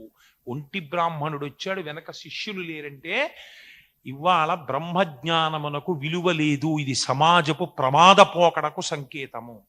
అందుకే గురువు స్నానానికి వెడితే గురువు వెనకాతల జలపాత్రని శిష్యుడు పట్టుకుని వెడతాడు. గురువు స్నానం చేసి ఒడ్డుకొస్తే గురువు గారు విడిచిపెట్టిన బట్ట శిష్యుడు పిండుతాడు. అంతే తప్ప గురువుగారు మీరు కారులో వెళ్ళిపోండి నదీ స్నానానికి అనకూడదు. ఎందుకు అనకూడదు? గురువు శుశ్రూషకి మాత్రమే వశుడవుతాడు. గురువున్ శుశ్రూషయా. అందుకే విశ్వామిత్రుడు ముందు నడిచాడు, రాముడు వెనక నడిచాడు. అప్పటి వరకు రాముడు ఎప్పుడు అంత దూరం నడవలేదు. ఎక్కడికి వెడుతున్నాం గురువుగారు, మోకాళ్ళు పీకేస్తున్నాయి అని అడగలేదు రాముడు. విశ్వామిత్రుడు వెళ్ళాడు వెళ్ళాడు వెళ్ళాడు వెళ్ళాడు వెళ్ళాడు, ఎక్కడో ఆగాడు, తను ఆగాడు. కూర్చున్నాడు. పడుకో అంటే, అయ్యి బాబాయ్ మాకు అలవాటు లేదండి, మాకు డబల్ కాట్లు అవి ఉంటాయి, రాత్రి వీణానాదం చేస్తారు, పొద్దున్న చక్కగా కస్తూరి వెలిగిస్తారు, అలా పడుకుంటాం తప్ప ఇదేం దిక్కుమాల మీకంటే అలవాటు ఆశ్రమాల్లో పడుకోవడం, మాకు ఇలా అలవాటు లేదు, నేను ఎలా పడుకుంటానండి, నాకు నిద్ర పట్టదో అనలేదు రాముడు. గురువు గారు పడుకోమన్నారు, రోజు కన్నా గాఢ నిద్రపోయాడు. అంటే గురువాజ్ఞని ఔదల దాల్చాడు. పొద్దున్న ఎవరు లేపారు? కౌసల్యా సుప్రజా రామ పూర్వా సంధ్యా ప్రవర్తతే ఉత్తిష్ట నరశార్తూలా కర్తవ్యం దైవమాన్నికం. పిల్లల్ని లేపడం ఎలాగో రామాయణం నేర్పిందండి. పిల్లల్ని నిద్ర లేపేటప్పుడు కసురుకుంటూ తిట్టుకుంటూ, ఏడైపోయింది నీ మొహం ఇట్స దున్నపోతలో పడుకుంటామని లేపకూడదు. పిల్లల్ని అందుకే మహానుభావుడు పురుషోత్తమదాసు స్వామీజీ అని ఆయన లెటర్ టు ది స్టూడెంట్ అని చెప్పి ఇండియన్ స్టూడెంట్స్కి ఒక బహిరంగ లేఖ రాశాడు. మీ టైం టేబుల్ని మీరు డ్రాఫ్ట్ చేసుకోండి. నేను ఇప్పుడే ఆదిత్య కాలేజీలో ప్రసంగం చేసి వస్తూ ఈ మాటలు చెప్పాను. Work for 17 hours, go into slumbers for 7 hours. You also enjoy the studies, you also enjoy the sleep అన్నాడు. 17 గంటలు శ్రమించడంలో ఆనందాన్ని అనుభవించు. పుస్తకాల్ని చదవడం బోర్డంగా ఫీల్ కాకు, స్టూడెంట్గా చదవడంలో సంతోషపడిపో. 7 గంటల నిద్రకు ఉపక్రమించే ముందు నా చేత 17 గంటలు చదివించి ఆనందాన్ని అనుభవింపచేసిన ఈశ్వర నమస్కారం అని పడుకో. లేస్తూ ఈశ్వరుడి వంక చూసి నిద్రాణమై బ్రద్దలైపోయిన భూమిల జడత్వంతో నేను ఉండకూడదు, నిత్య చైతన్యంతో కదిలిపోయేటటువంటి నదీ ప్రవాహంలా నన్నుంచు అని ఉత్సాహానికి ఈశ్వరుణ్ణి ప్రార్థించి నిద్రలే. ఇలా ఉండడానికి పిల్లల్ని లేపాలి. సూర్యోదయం అయిపోతోంది, తొందరగా లేచి స్నానం చేసి సరస్వతీదేవి యందు ప్రార్థన చేయి, వెళ్ళి శ్లోకం చదువు. సూర్యోదయం అయిపోయిన తర్వాత పూజామందిరంలోకి వెళ్ళడం, సూర్యోదయం కాకుండా లే అని మీరు ఒక ప్రబోధముతో లేపాలి నిద్ర లేపేటప్పుడు. తప్ప లేవండి లేవండి అని లేపకూడదు. నిద్ర లేపడానికి ఒక ధర్మం ఉంది, అందుకే ధర్మమును పాటించాలి. విశ్వామిత్రుడు ధర్మం పాటించాడు. కౌసల్యా సుప్రజారామ పూర్వా సంధ్యా ప్రవర్తతే. సూర్యోదయం అయిపోతుంది, అందుకుని లే. కానీ ఎందుకు లేస్తావు? ఏదో తెల్లారిపోతుంది అందుకులే. నువ్వు ఇప్పుడు నాకు నీకు పనే ఉంది, వస్తే తాటకొస్తే అప్పుడు లేపండి గురుగారు ఇప్పటి నుంచి, ఎందుకంటే బాబో ఏదో కాసేపు పడుకుంటాం. అంతఃపురంలోనూ తినేస్తారు ఎక్సర్సైజ్ చేయమని, మీరు కూడా తినేసి ఏముందండి బాబా అంతగా తాటకొస్తే చప్పుడు అవుతుంది కదా అప్పుడు లేస్తానులేండి, మీరు మమ్మల్ని తినేయకండి, కాసేపు మీరు అలా కూర్చొని కృష్ణారామ అనుకోండి, మేము ఇలా పడుకుంటాం అన్నాడు అనుకోండి రాముడు. రామాయణం ఎందుకండి మీకు నాకును? విశ్వామిత్రుడు ఎలా పిలవాలో అలా ఆయన పిలిచాడు. ఆయన ఉత్తిష్ట నరశార్దూలా. ఇప్పుడు దేనికి వచ్చావు? రాక్షస వధకొచ్చావు. నరుల పట్ల శార్దూలము వంటి వాడివి, నడువడి నేర్పడానికి వచ్చావు. నువ్వు ఆ సూర్యోదయానికి నిద్రపోవలసింది లే. నరశార్దూలా దేనికి లేవాలి? కర్తవ్యం దైవమాహ్నికం. పూర్వ సంధ్యయందు లేచి ఈశ్వరారాధన చెయ్యాలి. అందుకని లే రామా, ఆనాటి నుంచి ఈనాటి వరకు అదే ధర్మం. ఎందుకు నిద్ర లేవడం అంటే, నిద్ర లేవగానే బెడ్ కాఫీ ఎంత బాగుంటుందో అనండి, మొహం కడుక్కోకుండా కోసం కాదు, ఈశ్వరారాధన కొరకు నువ్వు నిద్రలేస్తున్నావు. పూర్వాసంధ్యా ప్రవర్తతే ఉత్తిష్ట నరశార్తూలా కర్తవ్యం దైవమాహ్నికం. రామాయణం ధర్మం. ఆ రాముడు ఏం చేశాడు విశ్వామిత్రుడికి? మాట చేత శుశ్రూష, కాళ్ళు పట్టాడు, విసినికర్రలతో విసిరాడు. గురూన్ శుశ్రూషయా, శుశ్రూష చేసి గురువుని గెలిచాడు. ధనుషాయుధి శాస్త్రవాన్, ఇది ధర్మం అంటే. గురువు గారికి శుశ్రూష చేశాడు, దీనులకు దానం చేశాడు, లోకమునందు సత్యమును చూశాడు, శత్రువునందు సత్యమును చూడలేదు. శత్రువు కూడా నామరూపాత్మకమైన బంగారము వంటి వాడే. అందుకని అతన్ని చంపడం ఏమిటి? తప్పు కదా, భూతబలైపోట్లా, భూతములను చంపడం నేరం కదా అని వదిలిపెట్టలేదు. విశ్వామిత్రుడు తాటకని చంపేయి అన్నాడంతే. ధనుషాయుధి శాస్త్రవాన్. ఎవరు శత్రువులు? తనకు అపకారము చేసిన వాడు శత్రువు కాడు. మీరు బాగా జ్ఞాపకం పెట్టుకోవాలి, రామావతారమునకున్న గొప్ప లక్షణం ఇదే. తనకి అపకారము చేసిన వాడు శత్రువు అయితే వాలి రామునకు అపకారము చేయలేదు. మీరు కాదని అనగలరా? వాలి రాముడికి ఏం అపకారం చేశాడండి? 21 ప్రశ్నలు వేశాడు చచ్చిపోయే ముందు.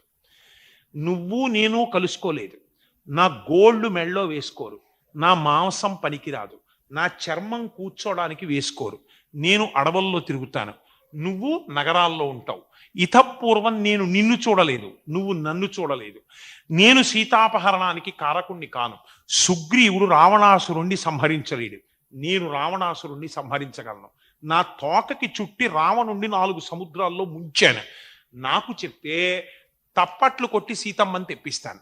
నువ్వు నన్ను ఆశ్రయించకుండా సుగ్రీవుణ్ణి ఆశ్రయించావు, నన్ను ఎందుకు చంపావు, ఎదురుగుండా ఎందుకు రాలేదు, నాతో యుద్ధం ఎందుకు ప్రకటించలేదు, సుగ్రీవుణ్ణి ఎందుకు పెంపావు, బాణం నా మీద ఎందుకు వేశావు, నా మీద వైరం లేదు, నువ్వు నేను గొడవ పడలేదు, సరిహద్దు తగాదా లేదు, నీ ధనం నేను పుచ్చుకోలేదు, నీ భార్య పోవడంలో నా పాత్ర లేదు, మరి నా మీద బాణం వేసి చంపడం నీ ధర్మానికి వ్యతిరేకం అవునా కాదా, ఎందుకు చెప్పావు చెప్పు, నువ్వు అధర్మాత్ముడవు అన్నాడు. రాముడు అన్నాడు, నీకేం తెలుసని ధర్మం గురించి మాట్లాడుతున్నావు? తమ్ముడు బ్రతికి ఉండగా తమ్ముడి భార్యని తన భార్యగా అనుభవించిన వాడు పరమ కిరాతకుడు, వాడు ధర్మము తప్పినవాడు. నేను వానరాన్ని, నాకు ధర్మం ఏమిటంటావేమో, నువ్వు సంధ్యావందనం చేసే వానర జాతిలో పుట్టావు కాబట్టి నీకు ధర్మం ఉంది. తమ్ముడు చచ్చిపోతేనే తమ్ముడి భార్యని నీ భార్యగా అనుభవించవచ్చు, తమ్ముడు బ్రతికుండగా రుమను అనుభవించావు కాబట్టి ధర్మం తప్పావు. ధర్మము తప్పిన వాణ్ణి శిక్షించడం క్షత్రియుడి యొక్క లక్షణం. నువ్వు ధర్మం తప్పావు కాబట్టి శిక్షించాను. నేను ధర్మానికి శిక్షించాను తప్ప నీకు నాకు గొడవలు ఉన్నాయని శిక్షించలేదు. నాకు ధర్మం ప్రధానం అన్నాడు రాముడు. ఇప్పుడు చెప్పండి, రాముడు దేనికి నిలబడ్డాడు? ధనుషాయుధి శాస్త్రవాన్. రాముడెప్పుడు బాణం వేసినా ధర్మ సంస్థాపనార్థం వేస్తాడు. కాబట్టి రామబాణం పడింది, దాని అర్థం ఏమిటి? ధర్మము స్థాపింపబడినది. ఎందుకు ధర్మం స్థాపించాలి? అది నరుడి లక్షణము కనుక. నువ్వు బ్రతికేది ధర్మం కోసం బ్రతకాలి, చచ్చిపోయేది ధర్మం కోసం చచ్చిపోవాలి. ఇది రాముడంటే. ఒక ప్రశ్న వేశారు రాముడిని యుద్ధకాండలో, ఏమయ్యా విభీషణుడు వచ్చినప్పుడు ఒక మాట అన్నావు, లంకారాజ్యం విభీషణ నీకు ఇచ్చేస్తానన్నావు. ఒకవేళ రావణాసురుడు వచ్చి నీ కాళ్ళ మీద పడి సీతమ్మని ఇచ్చేస్తే విభీషణుడికి ఏమి ఇస్తావు? మాట తప్పకూడదు కదా అన్నారు. కోసల రాజ్యం ఇచ్చేస్తానన్నాడు. కోసల రాజ్యం నాకు వస్తుంది కదా పట్టాభిషేకానికి, కోసల రాజ్యాన్ని విభీషణుడికి ఇచ్చేస్తాను తప్ప శరణాగతి చేసిన రావణుణ్ణి వదిలిపెట్టను, మాట ఇచ్చిన విభీషణుణ్ణి రాజు చెయ్యకుండా వదిలిపెట్టను. ఎంత గొప్ప మాట చూడండి. వాక్కునందు సత్యం అంటే అది. అటువంటి వాడి వాక్కు సత్యం అయిపోతుంది. ఇప్పుడు ఏమైపోయింది వాక్కు సత్యము? రాముడు తపస్సు చేశాడా? చెయ్యక్కర్లేదు. తన ధర్మము తాను పాటించాడు. ధర్మమును రక్షించి ధర్మమును పాటించిన వాడి వాక్కు సత్యమైపోయింది. ఎలా అయిపోయింది? జటాయువుని ఊర్ధ్వలోకాలకు వెళ్ళిపో అన్నాడు, వెళ్ళిపోయింది. తపశ్శక్తి ధారపోశాడా? పొయ్యలేదు. తపస్సు చేశాడా? చెయ్యలేదు. కానీ ఒక మనిషి మాధవుడు ఎలా అయిపోయాడు? ధర్మమును పాటించి అయిపోయాడు. అది రామాయణం. ఇప్పుడు మీరు రామాయణంలోంచి ధర్మంలోకి రండి. సత్యం వద ధర్మం చర. సత్యమును పలుకు, ధర్మమును అనుష్ఠించు. ఈ రెండూ చేశావా నువ్వు అడ్డంగా పుట్టి నిలువుగా ఎందుకు పెరుగుతున్నావో నీకు అర్థమైపోతుంది. క్రమక్రమంగా నువ్వు పట్టుకున్న వస్తువు నీకు దారి చూపించి క్రమక్రమంగా నిన్ను తీసుకుని వెళ్ళవలసినటువంటి వేపుకి తీసుకుని వెళ్ళిపోతుంది. ఆ వస్తువుని పట్టుకోవడం ఒక్కటే ప్రధానము. తెలిసి కాని తెలియక కాని రామపాదాలు పట్టుకో, శివుడి పాదాలు పట్టుకో, గురువుల పాదాలు పట్టుకో, నిన్ను నడిపించవలసిన మార్గమునందు నడిపిస్తారు. చాలా మందికో భయం ఉంటుంది, భగవంతుడి వైపు కడితే సంసారాలు వదిలేయాలా అండి? అదొక అర్థం లేని ప్రశ్న. సంసారమును వదిలిపెట్టమని ఎక్కడా చెప్పలేదు. ఏమీ వదిలిపెట్టక్కర్లా. నేను ఒక నిజాయితీతో కూడిన ప్రశ్న వేస్తున్నాను. నేను ఎవరిని కించపరచాలని ఈ ప్రశ్న వెయ్యట్లేదు. మీరు నాకు ఒక జవాబు చెప్పండి. సన్యాసం తీసుకుని మోక్షం పొందిన వాళ్ళ పేర్లు మీకు ఎక్కువ వినపడతాయా? గృహస్థాశ్రమంలో సంసారమునందుండి మోక్షము పొందిన వాళ్ళ పేర్లు చెప్పండి అని నేను అన్నాను అనుకోండి, కోకొల్లలు వచ్చేస్తాయి. అనంతాళ్వారుల దగ్గర నుంచి, త్యాగరాజు వారి దగ్గర నుంచి, అన్నమాచార్యుల వారి దగ్గర నుంచి, వశిష్ఠుడు, అగస్త్యుడు, వీళ్ళందరూ భార్యలతో ఉన్నవాళ్ళు కారా? సంసారాల్లో ఉన్నవాళ్ళు కారా? అసలు భగవంతుణ్ణి చేరుకోవడానికి తేలిక మార్గం ఇది, సంసారమునందుండుటయే. ఎందుకో తెలుసా అండి? నేను ఒక ధర్మాన్ని ప్రతిపాదించడానికి మాత్రమే ఈ మాట చెప్తున్నాను. నన్ను మరొకలా అర్థం చేసుకోకండి. ఇంద్రియములు పొందవలసినటువంటి సుఖములకు ఆలంబనమును మీరు ధర్మబద్ధముగా వాటికిస్తే అవి ఆ సుఖమును అనుభవించి డస్సిపోయిన నాడు ఇది సుఖము కాదురా, సుఖమన్న రూపంలో మనం మోసంలో పడిపోతున్నాం. కానీ ధర్మబద్ధమై ధర్మపత్ని యందు భోగం అనుభవిస్తే ధర్మమే వస్తుంది. ఎలా వస్తుందో తెలుసా అండి? ధర్మపత్ని యందు గృహస్థు రమించాడు అనుకోండి, తన రూపమే పుత్రుడి రూపంలో వస్తుంది. కాబట్టి ఇప్పుడు ఏమైంది? అది అధర్మం కాదు, ధర్మమే. కొడుకుని పొందడం ధర్మం, పైగా పితృరుణం నుంచి విముక్తి పొందేస్తాడు. రెండు, ఇంద్రియములు మిమ్మల్ని బాధ పెట్టవు. ఎందుచేత అంటే వాటి సుఖాన్ని అవి అనుభవించేసాయి. ధర్మమొక్క దాన్ని పట్టుకుంటే, అందుకే భారతీయ సంప్రదాయమునందు ఈమె నా భార్య అని చెప్పరు, ఈమె నా ధర్మపత్ని అని చెప్తారు. మీరు ఆచమనం చేసి సంకల్పం చెప్పారనుకోండి, సంకల్పం చెప్పేటప్పుడు మమ భార్య సమేతస్య అని, లేకపోతే మమ పత్ని సమేతస్య, మమ సతీ సమేతస్య, మమ శ్రీమతి సమేతస్య, ఇలాంటి మాటలు ఉండవు. ఏం చెప్తారు? ధర్మపత్ని సమేతస్య అంటారు. అలా ఎందుకనాలి? ధర్మపత్ని అన్న మాట ఎందుకనాలి? సతీ అనకూడదా? అనకూడదు. ధర్మపత్ని అంటే మిమ్ములను ధర్మమునందు నిలిపించడానికి ఆవిడ మీకు ఆలంబనముగా వచ్చినది. ఇప్పుడు ఏమైంది? ఆవిడ మీరు కలిసి ధర్మమునందు ప్రవర్తించారు, అర్థం వచ్చినది. ఏమిటో అర్థం? కొడుకు రూపంలో అర్థం వచ్చింది. కామము ధర్మబద్ధమైన కామం అయిపోయింది. ధర్మబద్ధమైన కామము, ధర్మబద్ధమైన అర్థము, ధర్మబద్ధమైన క్షేత్రము, ధార్మికమైన నడక నడిచి ధర్మము యొక్క ఫలితముగా మోక్షమును పొందితివి. ఇప్పుడు ఏది తేలిక? సంసారము తేలిక, సన్యాసము కష్టము. అందుకే పెద్దలో మాట అంటారు, తొందరపడి సన్యాసానికి వెళ్ళకో, హాయిగా సంసారమునందు తరించిపో. రాముణ్ణి ఆదర్శంగా తీసుకో, అగస్త్యుణ్ణి ఆదర్శంగా తీసుకో, విశ్వామిత్రుణ్ణి ఆదర్శంగా తీసుకో. సంసారము మోక్షమునకు ప్రతిబంధకము కాదు. ధర్మము యొక్క స్వరూపం అర్థమైపోతే చాలు నీకు. ధర్మాన్ని తెలుసుకుంటే, సత్యాన్ని అనుష్ఠానం చేస్తే, సత్యం పలికితే, సత్యం వదా ధర్మం చరా, మోక్షాన్ని పొందేస్తున్నావు, మనుష్య జన్మ యొక్క ప్రయోజనమును పొందుతున్నావు. ఇందులోంచి మీరు కామ్యము, అర్థము, ధర్మము, నిష్కామకర్మ ఇవన్నీ తామర తంపరగా పెరిగిపోతాయి. మీరు చెట్టు పళ్ళు పండాలి, పువ్వులు పుయ్యాలంటే చెట్టుకున్న ఆకులన్నీ తడపరు, కొమ్మలన్నీ తడపరు. ఏం చేస్తారు? మొదట్లో నీళ్లు పోస్తారు. మీకు ధర్మం అనేటటువంటి చెట్టుకి మీరు నీళ్లు పోస్తే, ధర్మానుష్ఠానము చేస్తే, మిగిలినటువంటి ఫలితములన్నీ తమంత తాముగా వచ్చి చేరిపోతాయి.